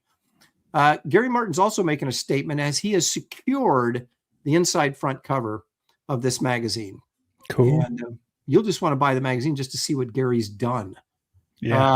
And please buy my bargain books on Graybeards so I can finish paying Aaron off for letting me have the front piece. Well, everything costs. There's a price to everything. And so, I mean, those were advertising dollars that I couldn't put in there now because, because that's valuable real estate. That's right. And there's also an 8-page original Primal Zone story that I did in 1996 or 7 back in the Studiosaurus days that Gary will remember. He was in that studio with me. And I did the original Primal Zone story. I will feature in this book as well. And a Freya, the Ice Princess, the Yeti Slayer that we were just looking at, that print I did, that character, we got a little preview story in here as well. That's cool. So this is jam-packed, guys. Randy Howell says, post the campaign on X. That includes you, Aaron. It is posted on my my profile page on X. Yeah. And this should be showing right now live on X. Anyway, so we've got cover A, that is by me, painted cover, of course, featuring my characters. The cover B option, that's David's painted cover featuring his character and characters. And this, of course, is Dan Lawless featuring his character. And Dan, tell us about the changes you made to this cover. Well, I started out with that blue theme, and I thought that was fine. It was a good solid, dark against light background. Then I decided to just experiment and give it a shot. I put the red in there, and oh my gosh, it just came alive. And it's like it's heavy hitting now. It's because this is barbaric tales. You can't go even 98%. You got to go 100, and that's what I feel like it's doing now. And it's savage. It's amazing wild. How much more effective this cover is just by simple background color. Yeah. Yep. So it's amazing, really. But this is a great. I didn't dislike the blue. I didn't. No, I didn't either. I still like it, but I just think that this one is more powerful now. Yeah. So. Yep. And then, to be clear, Dan didn't dislike the blue. He liked it. He was very happy with it. Yes. I was somewhat happy with it. Yeah. But he's. You know what though? The funny thing is what happened was, I liked it. I was happy with it, and then I heard the reactions, and it wasn't a big reaction. And I was hoping for like a bigger reaction. And so I have to do something to this. And that's when I started to play around with it. I came up with this and as soon as I did it, I thought this is going to be better. And it was. And now people are getting the reaction I was hoping for, which was, yeah, that's badass. That's really Hold on a second. Did someone actually say that's badass? More or less, yeah. I don't think they maybe used those words, or maybe they did use those words. They probably did use those words. Yeah, he's paraphrasing, Gary. More or less. Yes, more could be more. I'll say it right now. That cover is badass, Dan. There you go. It's official. Well, okay. Rant market. See? Yeah, there you go. See, official. All covered. Thank you. Yep. Are you satisfied now? Now, here's Joe Jusko's contribution, which features Freya the Ice Princess, apparently drinking the blood of Yetis. I mean, you do not want to pass up on this, because this cost me a lot of money. Yeah, and as the Yeti, you order a copy. The Yeti's pals there in the background, they're not upset that their buddy is dead. They're upset that she's refreshing herself with his, red gold. Yeah. Question here. Dark Side Darren says, I have a question. How do you add for shipping on pledges? The way it works now is you don't get charged for shipping right away. What they do is they will send you an email where you have to confirm your mailing address and okay the shipping charges, and then the shipping will get charged. And then, of course, hopefully this all happens prior to the book coming back from the printer, so that I'm ready to ship out. I'm not waiting around for addresses, but that's how they do it now. So they will allegedly get in touch with you. Now, if they don't send you an email, and I'll stay on top of this as we get closer to print time and all that kind of stuff, but there is a way you can go in when this campaign goes into Pledge Manager, whenever that is. I'm not even sure, because they have to okay it and all this other kind of. So this campaign is going to be dead for an undisclosed amount of time. And but anyway, so it will. There's a way you can go in there if you did not receive the email from them when you're supposed to. There's a way you can go back into the campaign and enter your address and all that stuff in there.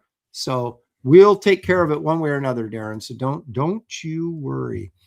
Okay. Here's some of the interior art on my story. Primal Zone. See, it says so right there. The Alpha Gauntlet. So Primal Zone is the name of the IP, the intellectual property that this is, but the Alpha Gauntlet then is the name of the story. So if this is the Alpha Gauntlet, are there more gauntlets? In a world like this, Gary, I think there's endless gauntlets to achieve his goal, which we don't know what that is right now, but you will find out in the story what his goal is. And so, yeah, this is the first of perhaps many gauntlets that he will go through. And this, of course, being the Alpha Gauntlet. Now, the final story will be, of course, the Omega Gauntlet. Then you'll have kind of the bookends, but we're not close to that yet. Man, this looks so good. I don't know how anybody could pass it up. It's like if you're a comic book reader, collector, looking at these two pictures. I mean, they look like pinups, but they're part of the story, the actual art. And this is why I love crowdfunding, you guys. It's like it's now we can finally take the time we need to do our absolute best work. In the comic book field, you really can't do this, you guys. You can't you can't, you got to rush it out the door. There's no time. Here you have just that extra time you need to make that thing mint, and just as good as you can possibly make it. So that's what you're buying now with these comic books, is you're getting our absolute best work. Yep. And But that's what's so great. Book. That's why Just look Robert, at this piece and the composition of it. I don't know how many illustrations I've seen, CG neopros, they're posting their work and they load it up with detail, and I can't make heads or tails of it because they don't know how to layer. They don't know how to place blacks and grays. And yep. This is crammed with detail, but it's absolutely clear. You can tell everything that's going on. Yep. Thank you. And it's a masterclass of depth. Thank you, Gary. I appreciate that. Yep. I And will, the storytelling I'll give you a too. cut rate It's now on that inside, your inside front cover. I'll cut you a rate on that then. Yeah. Thank you. But yeah, so this book is, it would be a extremely valuable learning tool for artists. And you don't want to miss this. This is going to be, I mean, you can see by the numbers, we're not kidding everybody. This is not a big project like I've done in the past. This is going to be a pretty rare book, and it's going to be pretty sought after, because when people see this and they didn't order it, they're going to be ticked off because it's really, really cool. Yeah. So don't be one of those guys. Get in there and back this tonight. We've got about an hour left. Here's some, and you buy an extra copy, buy a couple extra copies. That's right. Because the reality is, these will go up in value, and you can That's sell right. potentially, hopefully, you can sell your copies and pay for everything. One to bag, one to read, and one to sell. And the one you sell will pay for all the others. So it's almost like sometimes, in some cases, if these books are successful, you can get your books for free, which is really cool. Tell us about your character here. What's his name? Boldar. Boldar the Barbarian. And for those who've heard this before, please give us the short version. You know what I like about this is the future of Mars, and it's fallen into corruption and ruin. And this guy is, at the beginning of the story, he is leading a rebellion against the corrupted government. He's a former security guard for a high-end government official, and he's got to fight that battle. But at the same time, he's got people within his rebellion who are rebelling against him. So he's got to fight on two fronts. And it's kind of like it's an action adventure with battles throughout, but he's also got verbal battles. He's got to just kind of argue with these people who are trying to, overtake him. And so it's a challenge. You don't know the outcome. Will he be able to overcome these, the battle within and the battle without? He's got, and so I thought it make a very interesting story. So I love it. And I love this combination of barbarism and sci-fi. It's a lot of fun. In a lot of ways, it's very Frazetta. You can kind of you could imagine Frazetta doing like some sort of weird sci-fi cover for a book like this. And so I'm really looking forward to reading this whole thing. And I love this close-up right here with the guy with the goggles, Boldar. Third panel. I just love that close up and that lighting effect. Yep, me too. Yeah, I almost a happy accident. I started drawing and go, this is actually working out all right. I kind of, Dan was like, I really like this. I feel good about it. Yeah, exactly. So yeah, it's fun. Yeah, I could hear from here. I could hear what Dan was thinking when he did the layout. Well, this is really, seriously though, it's a dream come true. I left comic books, because I was so frustrated. I wanted to do great comics. I wanted to do great art, and there just wasn't the time. And then I had, I had people, you inkers that weren't really in tune with what I was doing, and that was frustrating too. Everything was an experience of frustration when I was in comics. Not anymore. Now I can make that thing look just the way I want it to look. Even the lettering, I'm doing the lettering because I want to control how where those word bubbles are their placement, so you get the right beats and the right, every page is a rhythm to it, like a piece of music. And I just couldn't be enjoying it more. And I think that's going to come through for people, reading these books, that they're special books now. These aren't chucked out through the machine. Sometimes I was thinking about this today when I was walking. I was thinking, what would John Buscema have done if you had actually had a lot of time, And instead of, because when he was doing it near the end, especially the inkers we talked to would tell you that they got hardly anything on the paper. They were doing so much of the finishing on his work. So he was just cranking it out. But what if he didn't? What if he had time to just really put his best into the work? You would have seen great comics from him. If you liked what they were doing, you would see even better stuff. So the comic book industry is not set up. It's not conducive for great artwork. But with crowdfunding, it is. So this is a new thing, guys. This is not your average comic book anymore. I think this is going to be the future of comics. I think it's the way things are going to be done. And I couldn't be more excited about it and be part of it. So this is Dan saying, I'll show those fools who mocked me at the Institute. Kind of. Well, just the fools of the foolishness of the way the industry was set up and the way it was marketed. The way it was just people just cranking this stuff out in volume. It was all about volume instead of actual great work, which is extremely frustrating if you take this art seriously, as I do. Oh yeah, I mean, you had to put yourself on the clock. Yeah. Just to make a living wage. You couldn't do work like this. And the great thing about this book is it really is sort of a Graybeard's project, because all of us plus David Williams are the ones involved in this book, and we're all aware of what everybody else is doing. And it's kind of like being in an actual studio where you're looking over the guy's shoulder and going, okay, he's kicking my butt. I have to do it better. And so you're going to get our very best out of this project, just because nobody wants to be the weak link that gets embarrassed. So yeah. We're all. Don't you guys feel that, like, just being on when I'm on the King show or I'm on the Graybeards, we're pushing each other. The show tonight. The show tonight on Kings. I could maybe feel not the King show. Well, I think tonight was really good. Actually, they did. We had some. There was good art and good ideas too. Because that's Dan. It's not just drawing. It's not just art. Storytelling's about a good idea. Frank Miller's not the greatest artist, but boy, could he tell a story, What? Were we doing that tonight? What the heck? No. Huh? I thought I heard chickens. Gary is poking fun at you. But I like it. I like that chicken noise. There is I mean, we do that a lot but you have on Graybeards, you'll have days where we get a subject matter that maybe one or two of us are like, and it's kind of a grind. But on a book like this, where you're doing exactly what you want to do, exactly the way you want to do it, you got no excuses.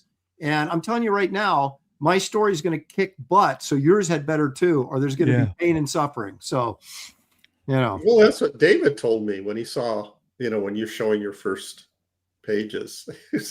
He told me, it's like, damn that Lepresti.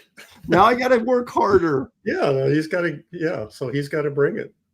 Well, and David has had the very unfortunate working on several projects that did not get published for whatever reason. Through no fault of his own. Right. And here you are, this will get published. And Dan, you've only done, as far as I know, you did something in Two-Fisted Manly Tales, right? Yeah. Okay. But not like this. No, I really enjoyed. It was kind of a bucket list to draw a Mike Barron story, because I always love Mike Barron stories. So that I did thoroughly enjoy that. But honestly, I felt like if I look at that now, I think I was a bit rusty. I think I've that's the thing about you get older as an artist and people think, it's like it's not like athletics where you peak at 25. No, I'm a better artist than I was a couple of years ago, and I'm 60.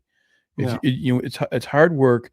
It's focusing on and trying to get better and that sort of thing. So I'm really excited about this because it's my best work yet, and that's cool. I Well, agree. I think it is. that's a bold statement for an artist to say that. And I know you're not saying that lightly. Yeah, and I feel the same way. What I've done so far on this book is like, this is the best, and my intent was to make it the best. You know, to take that little extra time on this panel or that drawing, go, you know what, I could make this drawing a little bit better, and then you do it.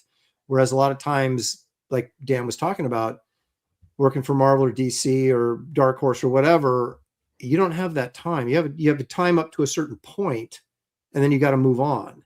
And that's true of everything, because we have self-imposed deadlines even on this project, but there is a lot of breathing room on this project that allows, and the stories are shorter for each of us, so that, you know, instead of me drawing 64 or 72 pages, I'm doing a 24-page story. So I can spend a little bit more time on this. So yeah, I'm excited about it. And it's the kind of stuff I grew up loving from the 70s. Right. All the fantasy adventure stuff. So now you can get the 4-pack plus, which is all 4 covers plus the sketchbook, for $105, normally $120. So that's a $15 savings.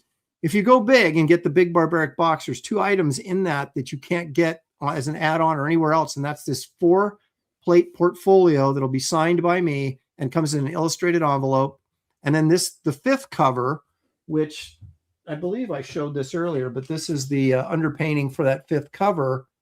And so that will only be included in the big barbaric box. So it's kind of almost like a gift in there, because the savings on the big barbaric box is $25. You've saved $25 if you buy the big box rather than buying everything individually.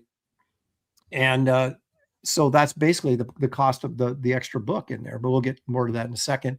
Here's the sketchbook, 8.5 by 11, 32 pages, signed by me. It's all my stuff, by the way.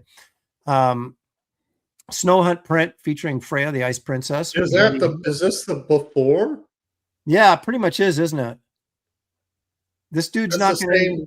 It's the same Yeti guy. It's the same. Yeah. Same chick. Well, what happens is he attacks her from behind. She slips underneath him, and then his back is to her, and that's when she double swords him. And yeah, although she only has 1 sword in this. Well, the other one could be behind her there in the yeah. Okay, I like it, Gary. I think we're onto something. The Barbaric Adventures laser etched shot glass. You don't want to miss that if you've been collecting the shot glasses. And again, these campaigns on Indiegogo are now set up. They're just completely vertical. You just have to keep scrolling down to get to stuff. This is the original art that was up on the campaign for sale. Some of it's gone. Some of it is still available. You keep scrolling down, you get to the rewards. 4-pack plus, $105, $120 value. That's $15 savings. The shot glass is there. You can get each cover individually if you want to go that route. Those are all available. You can get package deals with the my cover plus the sketchbook for $40. That's a $5 savings. My cover with the sketchbook and the print for $55. That's another $5 savings. And then, of course, there's what I just talked about. The big barbaric box features all 5 covers, shot glass, print, sketchbook, and that 4-print portfolio. $210 value for $185. That's awesome. You can see what's purple is what's still available. So if you wanted that original piece of artwork there of Celia, the cave girl, that's still available for $300. You see the gray is all the ones that have sold. Look at that. Go back. I want to see that one picture. That Which keep one? going. Keep going. The dude. That right there. This one. Primal Zone promo. That's cool, man. I did that on Greybeards, I think. Oh, that's awesome. Or I started it on Greybeards and then finished it on a draw stream. Thank you. That one also has a Steranko. It does, doesn't it? That his stance looks Steranko to me. He did that one piece of that guy who looked like he was he had a rifle and he had no shirt on, but he had like a towel of some kind in his pants, and I think he had like Doc Savage pants on. He's kind of standing in the. I forget. It had a pith helmet. That was from an Edgar Rice Burroughs story. I can't remember the name of it. Hang on a second. I may have the illustration for an Edgar Rice Burroughs story. He did a couple of those illustrations of that character. It's like he's in the desert and What's the name of it? Shoot, I can't remember. Chat, do you know what I'm talking about? Where, dude, it's like I've got stuff and then I can't freaking find it. Yeah. Drives me nuts. It should be right over there and it's not there. So I don't know. I'd have to. But yeah, I know exactly what you're talking about. And it did. Got all this Stranko kind of influence coming up on me here without even me trying. Now these sold, these pieces? If they're gray, they're all sold. So you can see most of these pieces are sold. That one's still available. And that one is the $500 one. The Snow Hunt print art is sold. I've got pages 1 and 2 up for sale. And then, of course, David Williams cover is sold. And the Ruffs collection is sold. Is it too late to put my front piece up there? We got an hour. We don't want people to see what it is, Gary. Oh, okay. I believe me, when this thing gets put out to print and that they see that, you'll be able to sell it pretty quickly. No, I mean the original art. Well, you'll be able to sell the original art pretty quickly. I would bet. No, I mean campaign. This is original art. I'm looking at these prices. Like, man, I'm gonna get it on that. I got you. Well, you can see some of them haven't sold. So. That's true. Anyway, you got add-ons here: the sketchbook, the shot glass, the print, Save from the Trash, the sketchbook. You can get back issues of Wraith of God 1 through 3, Kit Carter graphic novel, Garbage Man trade paperback, Power Cube trade paperback, all 4 covers individually, and the Kit Carter sketchbook from the Kit Carter campaign. If you missed out on that, you can still get some of that stuff to kind of get yourself caught up on your Empire Comics reading. There you go, folks. That is the campaign, and you'll find a link in the description of this video. It's also pinned to the top of the chat. If you're watching on X, go to my profile page. There's a link right there. You can go to my website, not very much longer. There's a link there, which is aaronlopresti.com. And you can just go to Indiegogo, type in Barbaric Adventures or Aaron Lopresti, and it'll take you to the campaign. Hold on a second, Aaron, a little housekeeping. No. Those who have wrenches, we give you permission to clean house, so to speak. You know what I'm talking about? You have our permission. That's all I'm going to say. You know what I mean. By the way, I think I'm going to check out, guys. I'm kind of waning here. He's punch drunk. So, Dan, thanks for dropping by. I appreciate it, man. And we get some rest. We'll see you tomorrow. Yeah, you guys get out there and back this. You got an hour's left. Buy an extra copy. Give it. You're kind of shrinking. That you're. Yeah, you're like in my chair. Yeah, guys, buy an extra copy and give it to someone who used to like comics, got disenchanted by it, and just tell them about us. We are canceled artists, and that is we're conservative guys, conservative values, and that means often that you get blacklisted and you get discriminated against in this industry. So now we are free. Crowdfunding is free, but to make it work, we need your help to do that. So we need everyone on board to help us and promote us and help us, to build this industry that's independent of any publishers. So that's great news. But we can do it only with their help. So thank everyone who has helped, and thank you guys for having me on the show and for letting me be a part of it too. This is really exciting. So see you tomorrow, Dan. Yeah. We'll see you guys tomorrow. See you, chat. Thank you. Bye. Yeah, I could tell he was kind of fading. Well, it's kind of funny because he's kind of rummy all night. You could tell it because it's got to be. It's close to like after 2 a.m. where he's at, so he's probably a little. Is he 3 hours? Yeah. Michigan's East Coast. I'm almost positive. Okay. Evil One says Dan isn't a young man anymore like these guys. That's true. Not. All right, so we got 45 minutes left, you guys. Link is in the chat. It's also in the description of this video and on my profile page on X. So if you're just tuning in, this baby closes at midnight Pacific time, which is 3 a.m. on the East Coast. And if you're up that late, thank you for hanging with us. Gary, have you ever seen this movie or maybe owned this comic book?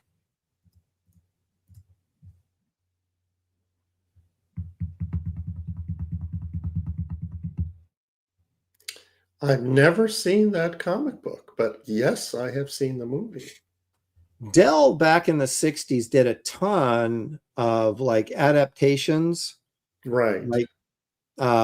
Like John Buscema's first work, I think, or very close to his first work was it either Helen of Troy or Hercules, movie adaptation comics by Dell.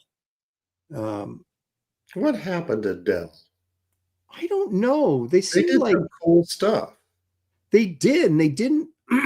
They obviously weren't doing superhero stuff, but they were like doing everything else. I mean, if I was a kid and I saw this comic on the stands, I would absolutely buy it. Yep. Now, one of the problems with Dell was they spent a lot of money on good covers, but you opened them up and the inside was not great. But still, as you're a young kid, Howell wants to know how you pronounce it. Is the G silent?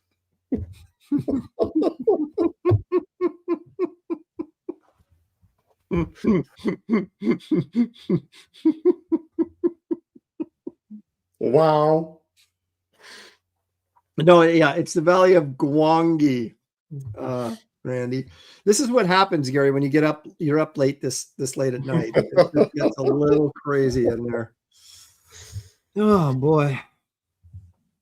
The most terrifying of all is the Wangi. Yeah.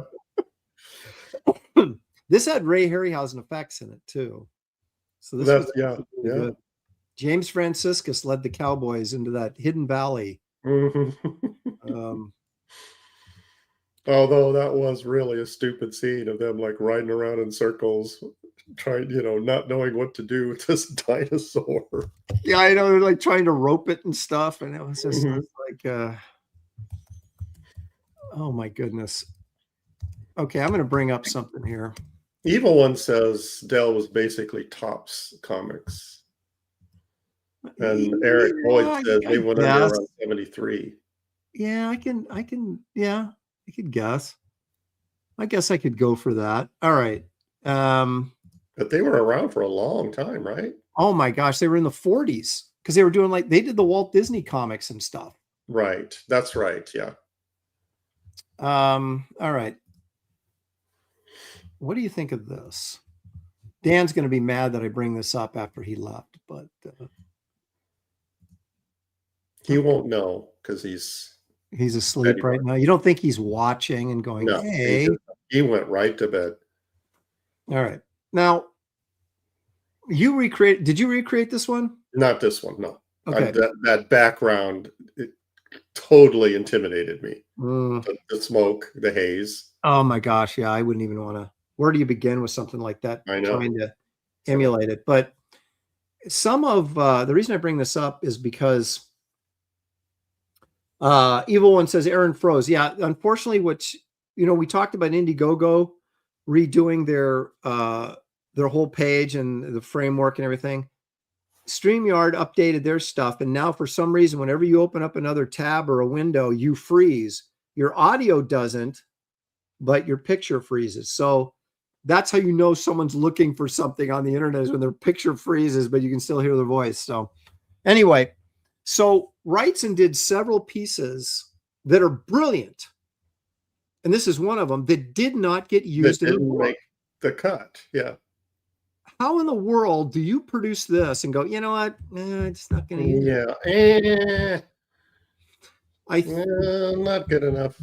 What he said, what I originally read, was he said that he felt this revealed too much. Now, too much what? That's the question. I think the process of, I think maybe what he is suggesting is that this was an extrapolation of his about the creation process that Frankenstein used. That makes sense, because that maybe wasn't really Mary Shelley did not explain the process. And so but it's he's taking liberties here. Yes, but it's freaking awesome. Yeah, yeah. And you could argue that it's probably one of the top 5 pieces that he did, and it's not even in the book. Yeah, crazy. Rich Ware says Dell became Doubleday, then Bantam. Hold on a sec. It's scrolling. Doubleday Dell, then Penguin Random House. I didn't know that. Did you know that? Who's saying this? Rich Ware. It says Dell became Doubleday, then Bantam Doubleday. I'm pretty sure Dell. it became Doubleday. Well, okay, but I'm not sure, Rich. Bantam Random He House. just looked it up. Okay, so Dell, of course, is a book publisher. So were they publishing comics and books, or did they just quit publishing comics and go straight and just went directly into books? I think that's what he's suggesting, right? Yeah, I don't know. But the comics, according to Eric Boyd, went from 1962 to 1973. So at least the comic division went from until 1973 and then went under. Now, Randy Hall says 40 minutes left to back, everybody. Yeah, I know Dell is a publisher, but were they a book publisher and a comic publisher at the same time? They were just like different branches of Dell Publishing, or did they go from one to the other? I guess is my question. I know they publish books and magazines. I know, but back when they were doing comics is what I'm getting at. Randy All says in 76, Doubleday bought paperback publisher Dell Publishing. Okay.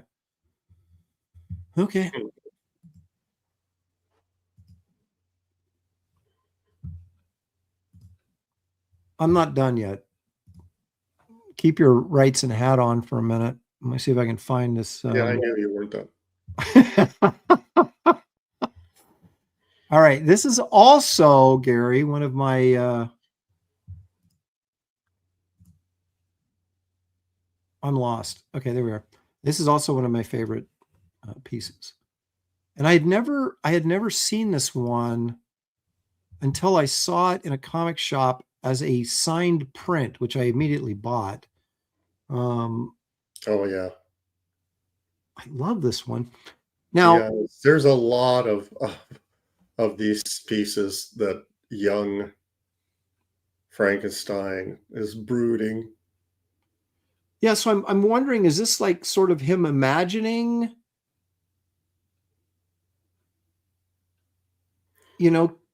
because well, there'd probably be a caption that would go with this piece. Because this didn't get used in the book either. And I don't know. Can you imagine putting this much work into a piece and then just not realize for whatever reason it doesn't? Shoot, I wouldn't do that. I would put it in the book. or have it like a back section of, and here's like portfolio sketchbook. Here's some extra. Obviously it got turned into a print, and so I'm sure he made some bucks off that. But I just to spend that much time. I mean, how long do you think this particular image took him? Well, I don't know how fast he was when he inked these. He had to have been way faster than me doing the recreations. I mean, I was ridiculously slow on my recreations. Well, yeah, but you were trying to emulate what he was doing. He already knew what he was doing. True. But that's part of the problem is, trying to copy something takes a lot longer than just doing it. And this is another one that I considered doing. And then the more I looked at it, the more I realized that I would slip my wrists if I tried doing this. I mean, it's just that tree alone. Yes.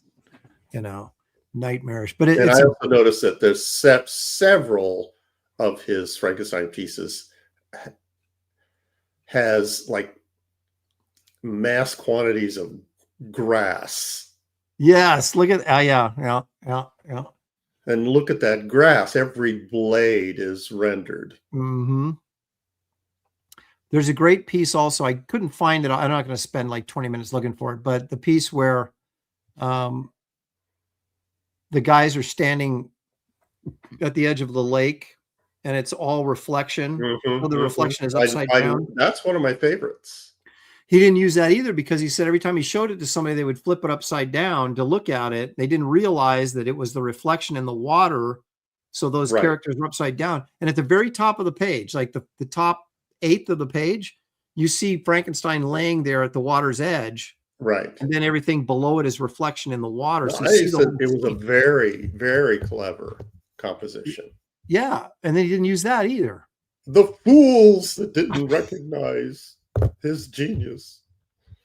You know, what he said a lot of times was, that, you know, there just wasn't room in the book for all the illustrations, which I don't believe for a second. What I think maybe interpreting that is that he drew too many drawings that were too close together in the book. And it felt like, you know, like you'd want maybe a drawing every 5 pages or whatever it was, right? Or the pacing of the drawings. Right. And then it's maybe you had too many in one section because you just, you know, maybe that was the best part of the book, right? To draw. And then you couldn't, you know, just like it felt weighted or something. So he removed some, but man, I don't know. I would have a hard time. And I get it. If you're the artist that drew all that stuff, it's easier for you to step back and go, you know what? I'm not going to use this. I'm not going to. But as a fan, you look at this and go, are you out of your mind? This is brilliant. How could you not use it? But he still, you know, he was at the height of his popularity when he was doing these. And I'm sure he knew he was going to sell the original for a pretty penny. So he wasn't worried about the money part. But, you know, the money he was getting and not the money they're getting now. True. Absolutely true. But, you know, he was one of those guys that he would announce he was doing a project and people would already be lining up to buy the original art before they saw it. Yep. So anyone want to buy my next piece of original art before you even know what it is? No, I didn't think so. Well, I tell you this, if it was Wrightson back then, I would have, I'll buy it. Right, back then, yeah. If it had been in the 80s, I might not. No, me neither. I got a funny story. Paul Ryan, who is a dear friend of mine, passed away way too young several years ago. He was sitting next to John Byrne at a convention. And Byrne drew something, right? And said, and there was a crowd in front of him, right? At his table, as you would think. And this is probably, you know, late 80s. So Byrne was still very popular. And he held up the piece of drawing. I can't remember what it was. And he goes, okay, I'm having an auction for this piece, you know, and people were bidding crazy. And he just made a ton of money, right? So just an impromptu auction? Yeah. Because there was so many people standing in front of his table. He goes, you know what? I'm John Byrne. I can yeah, exactly. see what I could get for this. So Paul Ryan's like going, hey, that's a great idea. So then after Byrne's done, he goes, hey, I've got a piece. He folds it up. Bad idea. He was like, ended up getting like $30 for it. He said he was so pissed. He goes, I'll never do that again. Yeah. How do you follow Byrne? That's like the Comicsgate Kings auctions, right? You just you're not really quite sure how it's going to go. Actually, I'm working on a private commission right now. I should be done with it probably tomorrow, which I can't show. But right after that, I'm going to do a Mobius recreation of Lieutenant Blueberry. Oh, that's next on my drawing table. Matthew Muma was asking earlier what I did on Kings, and this is what I did tonight. Now I came in super late because Ethan started that like in about a half an hour, right? Yeah. I had a little I had underdrawing before I came on, so. Oh, okay. So you cheated. Well, yeah, but I only had I had to finish the piece, so I was, working on it a little bit prior before coming on, but I didn't spend any more time on it than anybody else would have. No, you had a good reason to cheat. Yeah. Because you were on. Right. I was on the professionals. Right. And so, but anyway, that's the piece that I did. And so I sold it, and it almost didn't look like it was going to sell. Like I wasn't going to get any bids on it. And I thought, well, I'll just give it away tomorrow. But someone ended up buying it. So there you go, Good. Matthew. Good. Okay, so I thought, let's get off this rights and stuff and talk about stuff that's actually pertains to what we're doing. Something within our universe. Yeah. Well, I don't know this is much closer to our universe, but this is Savage Sword #1, which, you could say Savage Sword or Savage Tales is the inspiration for Barbaric Adventures, which has about 30 minutes to go before it closes. So if you haven't backed, please consider doing so. You'll find a link in the description of this video and pinned to the top of this chat. Boris, before he became too photo reliant, his stuff had a nice energy to it. And this is like one of those pieces. Yeah, it's kind of loose. And I wouldn't say loose, but it's just a little more impressionistic than his later stuff. Right. Less posy, a little more. So this is the cover to #1. There's a few, and I've got that issue, but there's a couple that I've been trying to get and have not got yet that are also pretty cool. Okay, so I know I'm frozen right now, but you can still hear me, right? Yeah, you have to keep talking. Yeah. So we know I'm still here. Right. You know what I'm going to do is to make this easier. I'm just going to go over here and do that. And then come back here and then do this.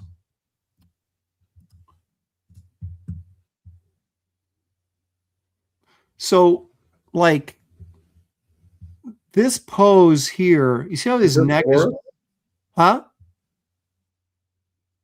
Who's the artist? That's Boris. This is all going to be Boris that I'm showing. Okay. Look at how that Conan's like his chin is jutted out and his neck is, that's clearly not a photo referenced. If it is, he's exaggerated it. It's it's stylized. Yeah. And it just is much cooler. Because when he got later, he would literally trace the photograph, transfer the photograph onto the board and paint it. Basically citing that, he had deadlines. And so he wasn't farting around with the drawing, and going, he was actually just painting the model. Exactly. I got to the point where I didn't like his work anymore because of that. And then I saw, I can't remember where, but I saw a bunch of his, like pen and ink and watercolor pieces. Yes, they're so good. Those are nice. They were so good. Yeah, I mean, where he wasn't, maybe he was using reference, who knows, but he wasn't, tracing photographs. He was just drawing. Right. And that's the thing with Boris. He's like really talented as an artist. And I just hated to see him just be so reliant on photo because, and I know that in the world outside of comics, people like go, ooh, that's so cool or whatever. But those of us who are in comics, we like that exaggeration, that little bit of, superhuman or stylized interpretation, even of the human figure that makes it more interesting than, getting a bodybuilder from the gym and sitting there and go do this and then tracing it and painting it, And that's kind of what we see here is this more organic feel.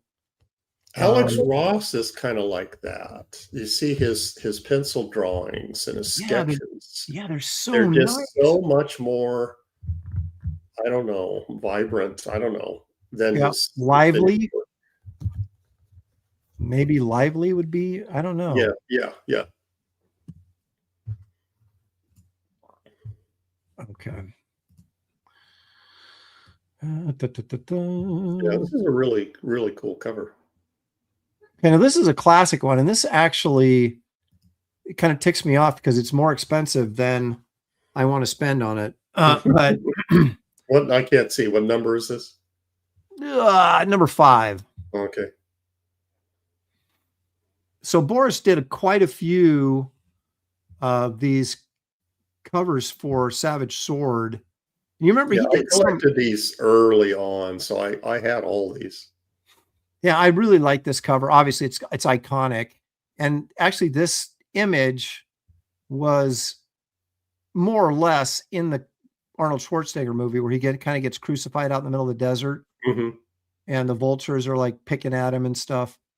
I don't know if it's directly based on this. Probably was, because I know very, very strategically grown tree snag there right next to exactly. Perch for the vulture. Yeah. Well, that's a great thing. And Boris did this, and I don't know, he probably used Frazetta as inspiration, but those guys both did just really cool, all otherworldly looking, tree growths and stuff that had their own personality. And of course, I've ripped that off from them as well. Because that's one of those cool Frazetta-isms, where he sort of brought fantasy elements to even like something that might be considered like maybe that should be realistic. Like there's not really that many artists that can create stuff like cool looking tree stumps just out of their head. Yeah. I mean, I was thinking about as you were talking, the Filipino artists, they're so good at that. Yes. And I've tried, my own drawing of mimicking. Yeah, I'm going to draw a cool,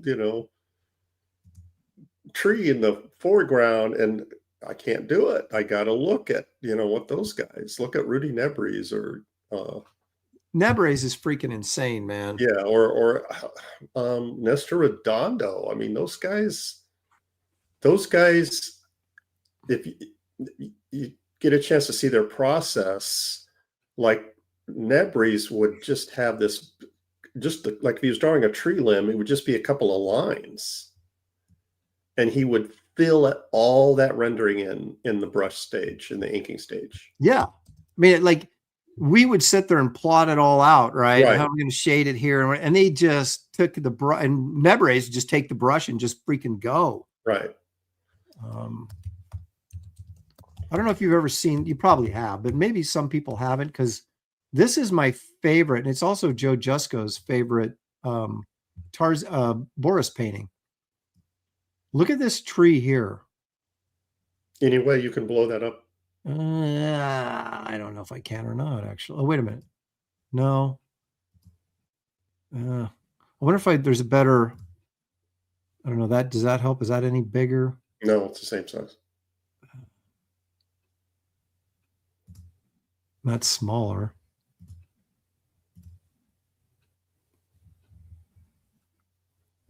I can kind of see the tree, but it's just a shape. I can't see the detail. Well, if I can go to the website. Oh, wait a minute.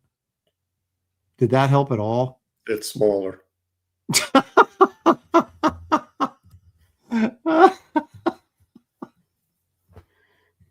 Well, if it'll let me steal the image, let me try and see if I can swipe it onto my desktop. Yeah, there we go.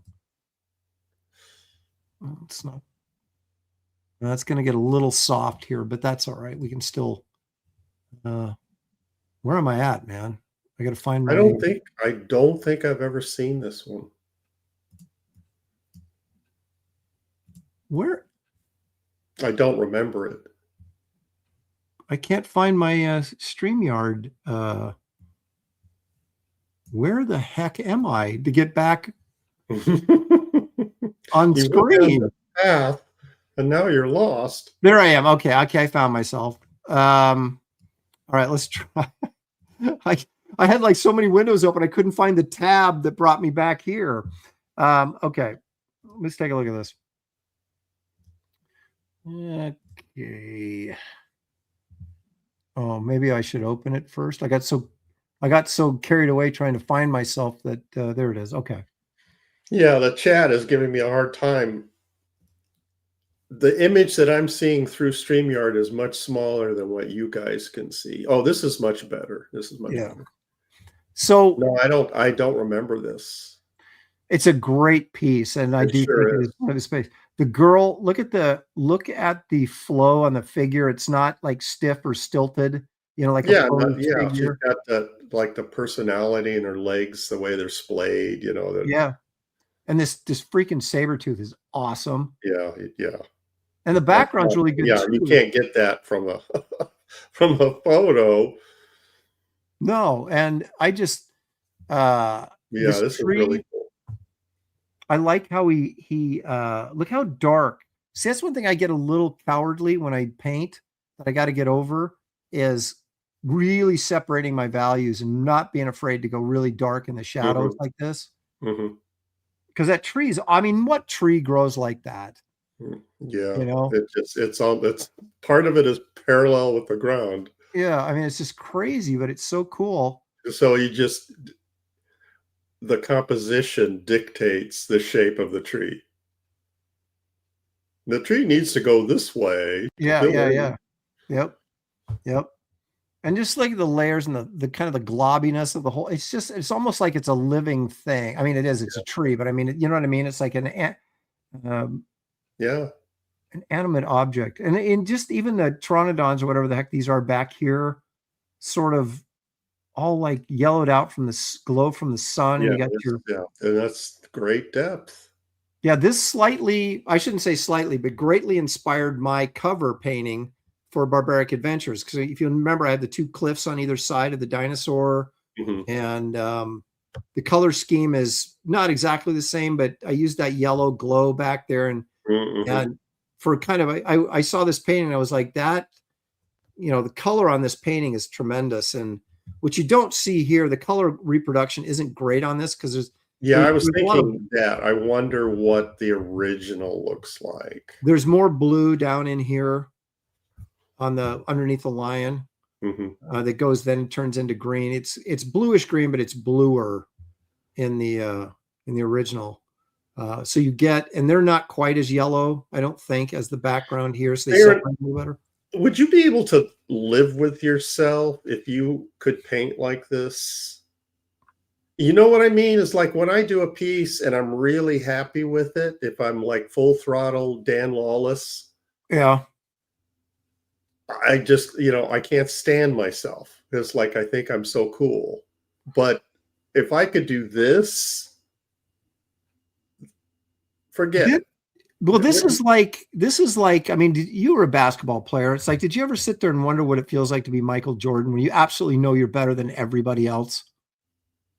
Or even Larry Bird, who was pretty much better than everybody else? No, I never put myself in that mindset. But but I mean, you can't because you're not that good. Right. But I mean, wonder what they might think, Yeah.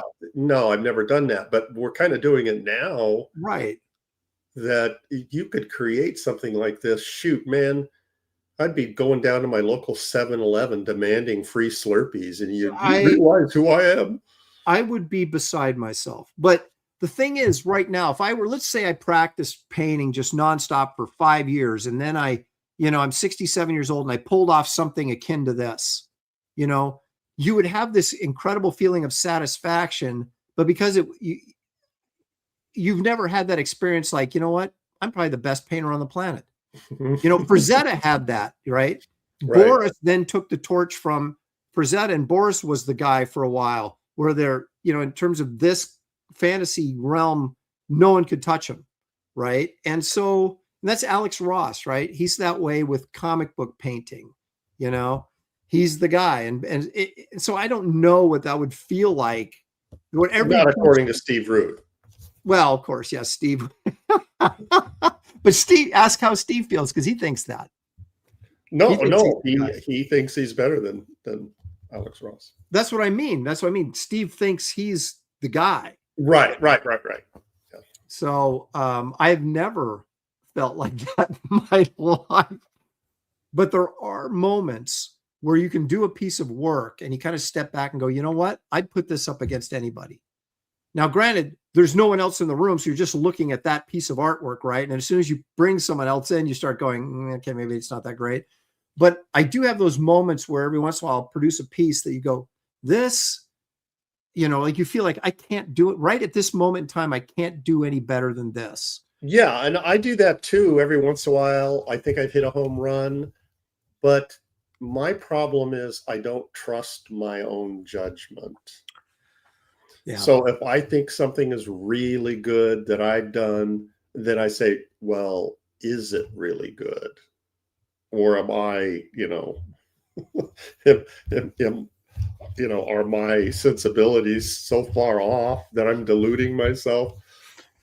Well, my biggest fear always has been in comics was I never wanted to think I was all that good because I was afraid other professionals would look. If I go, hey, what do you think of this? And they're just going, oh, what a jackass. This guy sucks. I mean, if other people thought I sucked, I wanted to make sure that I realized I sucked too, so I wouldn't be an idiot.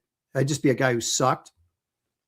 So I was always very careful about, I never wanted to really show my work, because if you show your work to another artist, you're kind of proud of it, right? Yeah, I stopped doing that too, but because of social media, if I do something and I think it's, pretty good, I'll just post it and wait to see what other people think.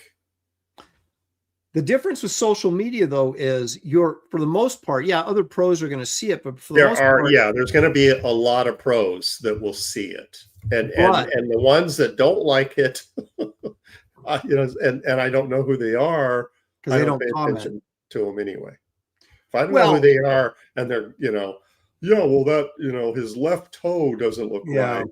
But what I mean is, if you'd had original page, right, and you went over, or a pinup or whatever, and you're like, I'm going to go show this to Gary Gianni because you feel pretty good about it. You're not going to show Gary or, Mark Schultz. You're not going to go up to him and show him a piece you think sucks. You're going to go up and show them a piece that you think you're pretty proud of, and you want them to say, hey, that looks great, because you go, wow, Mark Schultz says this looks right. But if you post something on social media, most of the time you're posting it for fans of art or, buyers of comics, that type. So you're posting it for the audience, not necessarily for the pros. So, that's more of a promotional thing, buy my artwork kind of thing. I hope you like it. But when you show that's what my Facebook is. I don't post pictures of me at Taco Bell. It's just all artwork. That's all it is. Right.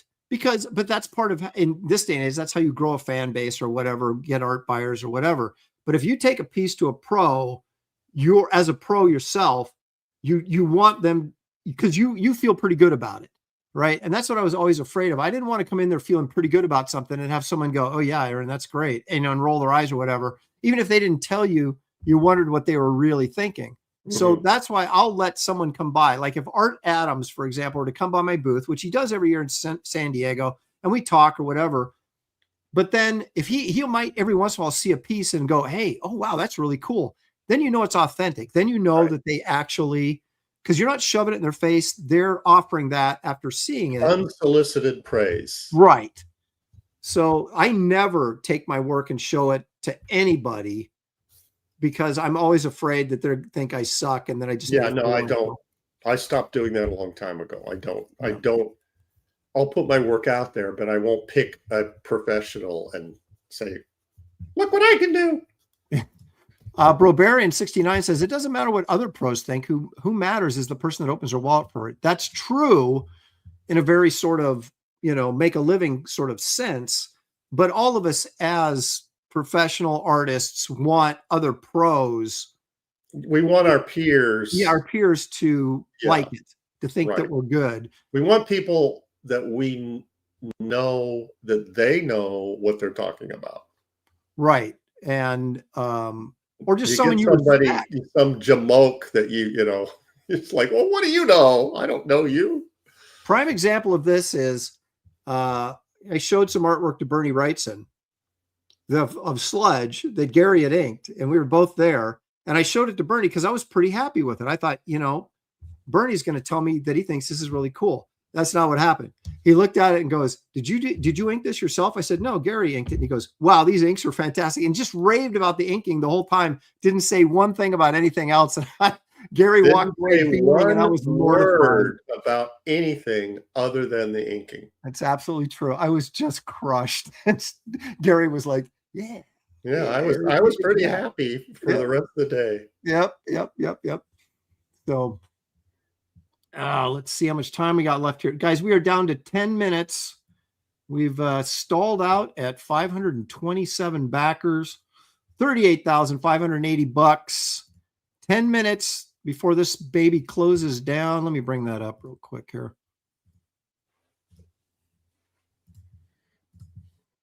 GJ Martinez, thank you. You're being too kind.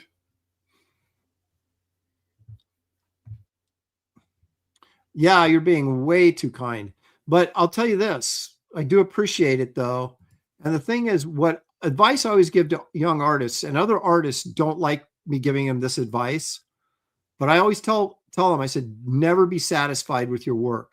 Because if you are, that's when you're going to just that's when you're going to plateau. I said, you've got to be your own worst critic. It's like, I hate everything I do.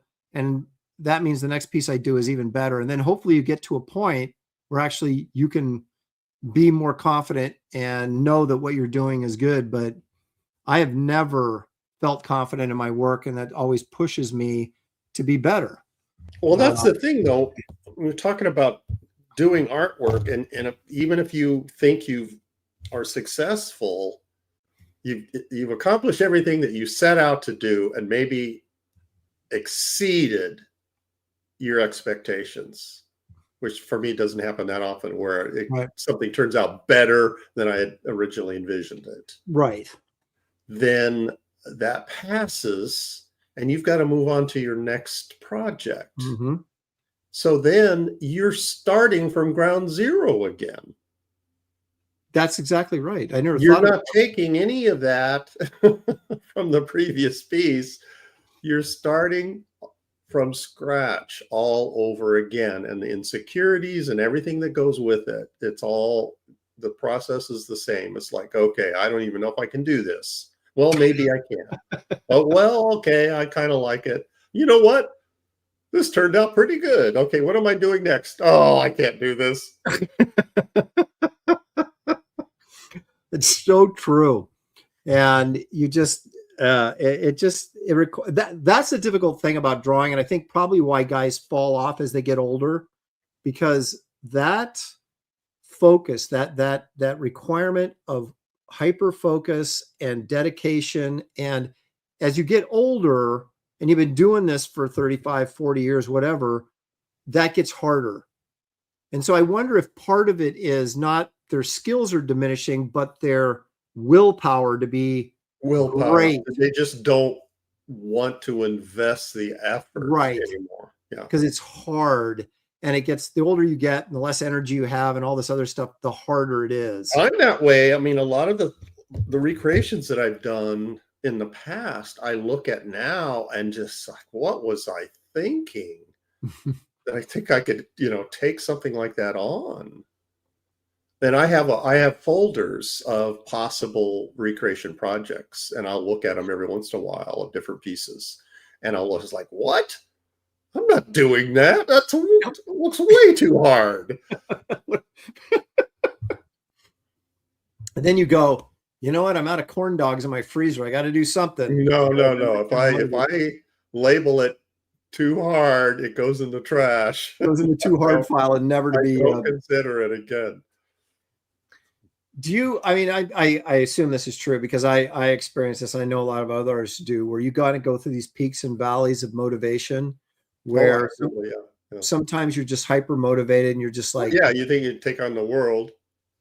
And then other times you can't even draw a panel because you just don't have the mojo, and you're just like, and again, when you're working in Marvel and DC back when you're younger and you're trying to make a living, we're still trying to make a living, but you got to do it and you power through it because you got to do it.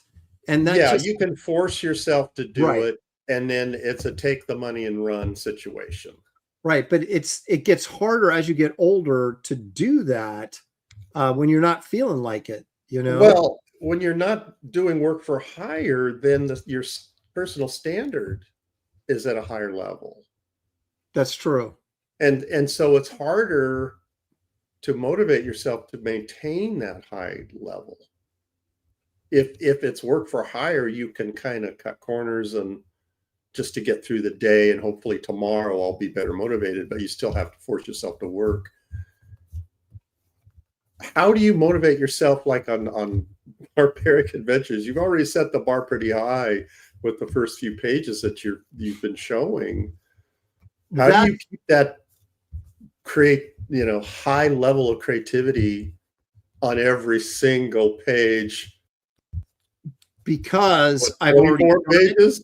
because I've already done it. And it's like, I can't have a crap page. I can't now, just mail it in on this page. And it's easier on this project because the story's 24 pages. It's not 72 pages, which I've been doing on Wraith of God and other books, where it's like, oh my gosh, I've only got, you do a great page. You go, oh, I only have 50 more of these to do, Right. where it's a little bit easier on a shorter story to kind of stay hyper-focused for 20 pages or 24 pages. Right. Well, that's a lot of pages, though. Yeah, it's not graphic novel length, but it's still a lot of pages. It is, but it's spread out over maybe not the same amount of time, but it's not like I'm doing 24 pages in a month, right? Yeah. I've got 3 months to do 24 pages, so I can spend a little more time. This is a good point, and let me clarify. Yeah, I don't care what Greg Land thinks. Greg, if you're watching, no offense. But I guess we're talking about not just pros in general, but you're not going to show your artwork to every pro you run into. You're going to show it to the people that you respect. And so those are, well, that came out wrong too, but the people whose art you really like, let's put it that way, right? That you're fans of their work. Their opinion means something to you. It's positive or negative. It means something to you. Yeah, if there's an artist out there that I think, oh, that guy traces photographs, or that I don't think that guy can draw worth a darn, then I don't give a rip what he thinks. It's the people that I think are really good that I will not go and show my artwork to, because that's where I get insecure, right? So, for example, I was sitting next to Travis Charest, okay, at a convention, and I was drawing a Padme from Star Wars, right? And so I'm not only have to do a good drawing, I have to do a likeness. And so I'm sitting there drawing it. I'm literally sitting next to Travis, right? And I'm hiding this. So and he was trying to look, and I saw he was trying, and I kept turning the artwork away from him so he couldn't see it. Talk about pressure, having him sitting next to you. And then he was like trying to sneak a peek at what I was doing, obviously. And I was like, no, dude, no. And I just kept hiding it so he could never see it, because I was so embarrassed, because he was so good and I was not. I didn't. That's hilarious. Because you knew he would just go, oh, that's great, Aaron, but you know he didn't really mean it. That's a really good example of that. Aaron, it's 11:58. Look at this, guys. We have 1 minute and 52 seconds before this closed down. So if you're going to back this, I would suggest doing it in the next minute and 45 seconds, because after that, this thing closes down. Evil One says, Aaron, is your work on Barbaric Adventures the best work you've ever done? I think, yes. I think this, like I said this before, this page, I mean, I love these 2 pages right here, but I think this is the best single comic book page I've ever drawn in my life right here. And in a way, I'm embarrassed to say that at age 62, but I'm also proud to say it at age 62, because it means I haven't given up trying to get better. Absolutely. I mean, that says a lot, that you don't look back. Yeah, in 1995, I did this cover. You want your work to continue to improve.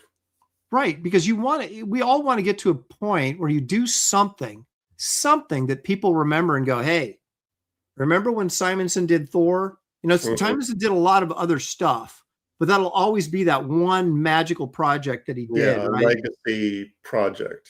Yeah, and it's like, I don't know that I have that. People kind of flash back to Wonder Woman. I think the Wonder Woman stuff was pretty good work, and on some level, it was really good, but it wasn't like out of control good, which I'm trying to make this. Speaking of out of control, 16 seconds. This is it, man. Get in there and back. 10, 9, 7, 6, 5. Will it get extended? I don't think it will, unless someone puts it. Yeah, how does that work? Ending now. What does it say? The end is imminent, but that doesn't mean it has ended. Someone said they extended by 10 minutes. Like, Yeah, would somebody back it now so we could see if you could, it's still possible to do it? Yeah, get in there and back it right now and see if you can do it. And imminent. What does that even mean? I don't know. See, that's the thing with it used to be you could just go drop it into in demand and it would just flip over and it would still be open. You know, it's just that's like saying your death is imminent. Well, that I believe. But yeah, but what does that mean? Does that mean like in any minute now or years from now? I don't know. But see, they do something now called Pledge Manager, which is like in demand. But the thing is, I have to restructure it and I have to submit it to them and then they have to okay it. So I don't know when this will be able to take any more. Matthew Moore says he refreshed the page and it says 9 minutes left. So there's still like a 10-minute window. Oh, there, yeah, right there. Look at that, $0 in extended time. It's almost like I feel like I'm playing a pinball machine, and it's like I just got extended play for 8 minutes. Yeah. Somebody please back it before the time runs out. We only have 8 minutes. But you know what I think happens? I think if someone backs it right now, it'll extend for another 10 minutes. So interesting. I want to see if that happens. There's got to be someone that hasn't backed this campaign that's watching right now. Yeah, please, someone. Let me tempt you to back this campaign so we can do it now. It's like a special shout out if you back it now. Right. Because if it keeps extending 10 minutes, I'm going to bed because I can go on forever. But well, what if people keep backing it every 10 minutes? Somebody's backing it because they want. I'm all for that, but I'm not staying up all night. Keep the clock going. This is like a Jerry Lewis telethon. Come on, let's. Oh my gosh! Wow, look at that. End game is in progress. This sounds terrifying, doesn't it? It's like, yeah, it does. Yep. Like it's all over. This is like one of those movies where people like they see their own death and then it gets carried out. Those horror movies. There's like 10 of them now or something. Final Vision or what are the? Come on, Evil One. I know the story scenarios, but it's like we're watching this clock run out, and then what happens when it runs out? You know, looking over our shoulder. What's something like rhinoceros is kind of charging in the room and take me out. Jonathan Lopez says for only $25 every 10 minutes, we can keep Aaron up. That's right. Final Destination. I knew Evil One would know that. Final Destination movies. That's what this feels like. Yeah, I don't think anybody's taking us up on our challenge. They're just letting the clock tick off. See what happens. Come on, somebody out there, be our hero. So wait a minute. This is like, did you ever watch that television show Lost? No, I hated it. So did I after it ended. But I was like, oh, this is retarded. And that was it. Well, the way people were talking about it. And then it's like, are you nuts? This is just a gimmick to get people to watch. But it was, to me, it was just empty. You were smarter than me because I fell for the gimmick. And then when after it was over, and after 6 years of watching the show, is the most disappointing ending. I noticed it's like the one episode that I watched, nothing happened. Nothing. The story didn't progress at all. I didn't know anything more at the end of the show than I did at the beginning. And it's like, oh, I'm wasting my time here. Well, I was bringing this up because they had an old style counter and this clock was counting down to 0. And no one knew what would happen when it did, and nothing really happened, I don't think. But I can't remember. I figured out a long time ago, people are sheep. Well, especially in Portland, when there's like a good review for a restaurant, and then people end up lining up to go to it, and you get suckered in, and you go to the restaurant, and the food is less than mediocre. Like, what are you doing, lining up for this? Okay, they're telling me to refresh the campaign, Gary. Okay. Let's see what happened. Yeah, somebody may have. There it is. It got extended again because that's what's going to happen. Okay, if you're in the chat, please speak up. Let us know. You're the hero. You're the guinea pig.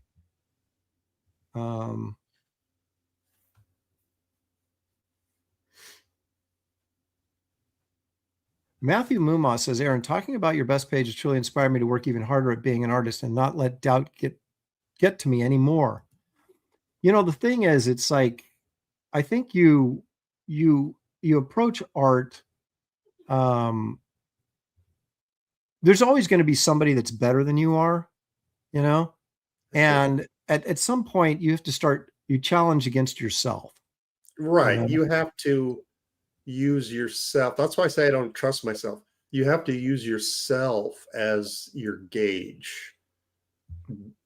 You have to be a Dan Lawless. Do you like the work? Do you like it yourself? And if you do like it, that motivates you to keep doing it. Right. Okay. Gretzky was our guinea pig. He says he just updated his pledge. So therefore it extended the, so thank you for this, for participating in the experiment, Gretzky. We appreciate it.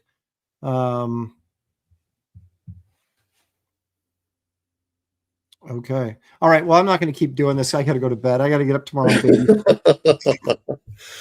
You know, when Aaron is tired is when he tells you not to buy any of his stuff. I didn't say that. You guys can keep buying all night long, and I hope you do, but I can't be with you. You just won't be a witness to it. I won't be a witness to it. I'll look up in the morning and go, oh, look at these people did for me. But anyway, guys, I want to thank you guys for actually thank Gary for coming in, and Dan. I know Gary, there's not many West Coast guys in this community, but Gary is one of them. So I was glad he was able to come in. Still losing my voice from talking 8 hours straight, but we did it. We did really good. And I want to thank everybody for backing and supporting this campaign. And there will be a second chance campaign on Kickstarter. I don't know. I'm going to do that. I have to finish that girl behind me. I have to finish that painting first, because that's going to be the exclusive Kickstarter cover that makes it different than the Indiegogo campaign. So, but I'll keep you guys posted on that. And if I'm able to get this pledge manager working right, and this is able to open back up at some point, I'll also let everybody know that as well. So thank you, everybody. Appreciate did I get all the super chats? I did. Yeah, thanks everybody for staying up, and all the backers, past and present, and the ones that backed it right away and the ones that did it tonight. Thank you. Yep, thank you. And we'll see you guys tomorrow on Graybirds, where we will be raffling off that Conan piece I showed you as a reward to all of you guys who have backed. Some lucky backer will take home another piece of free artwork. So anyway, thanks guys, and good night.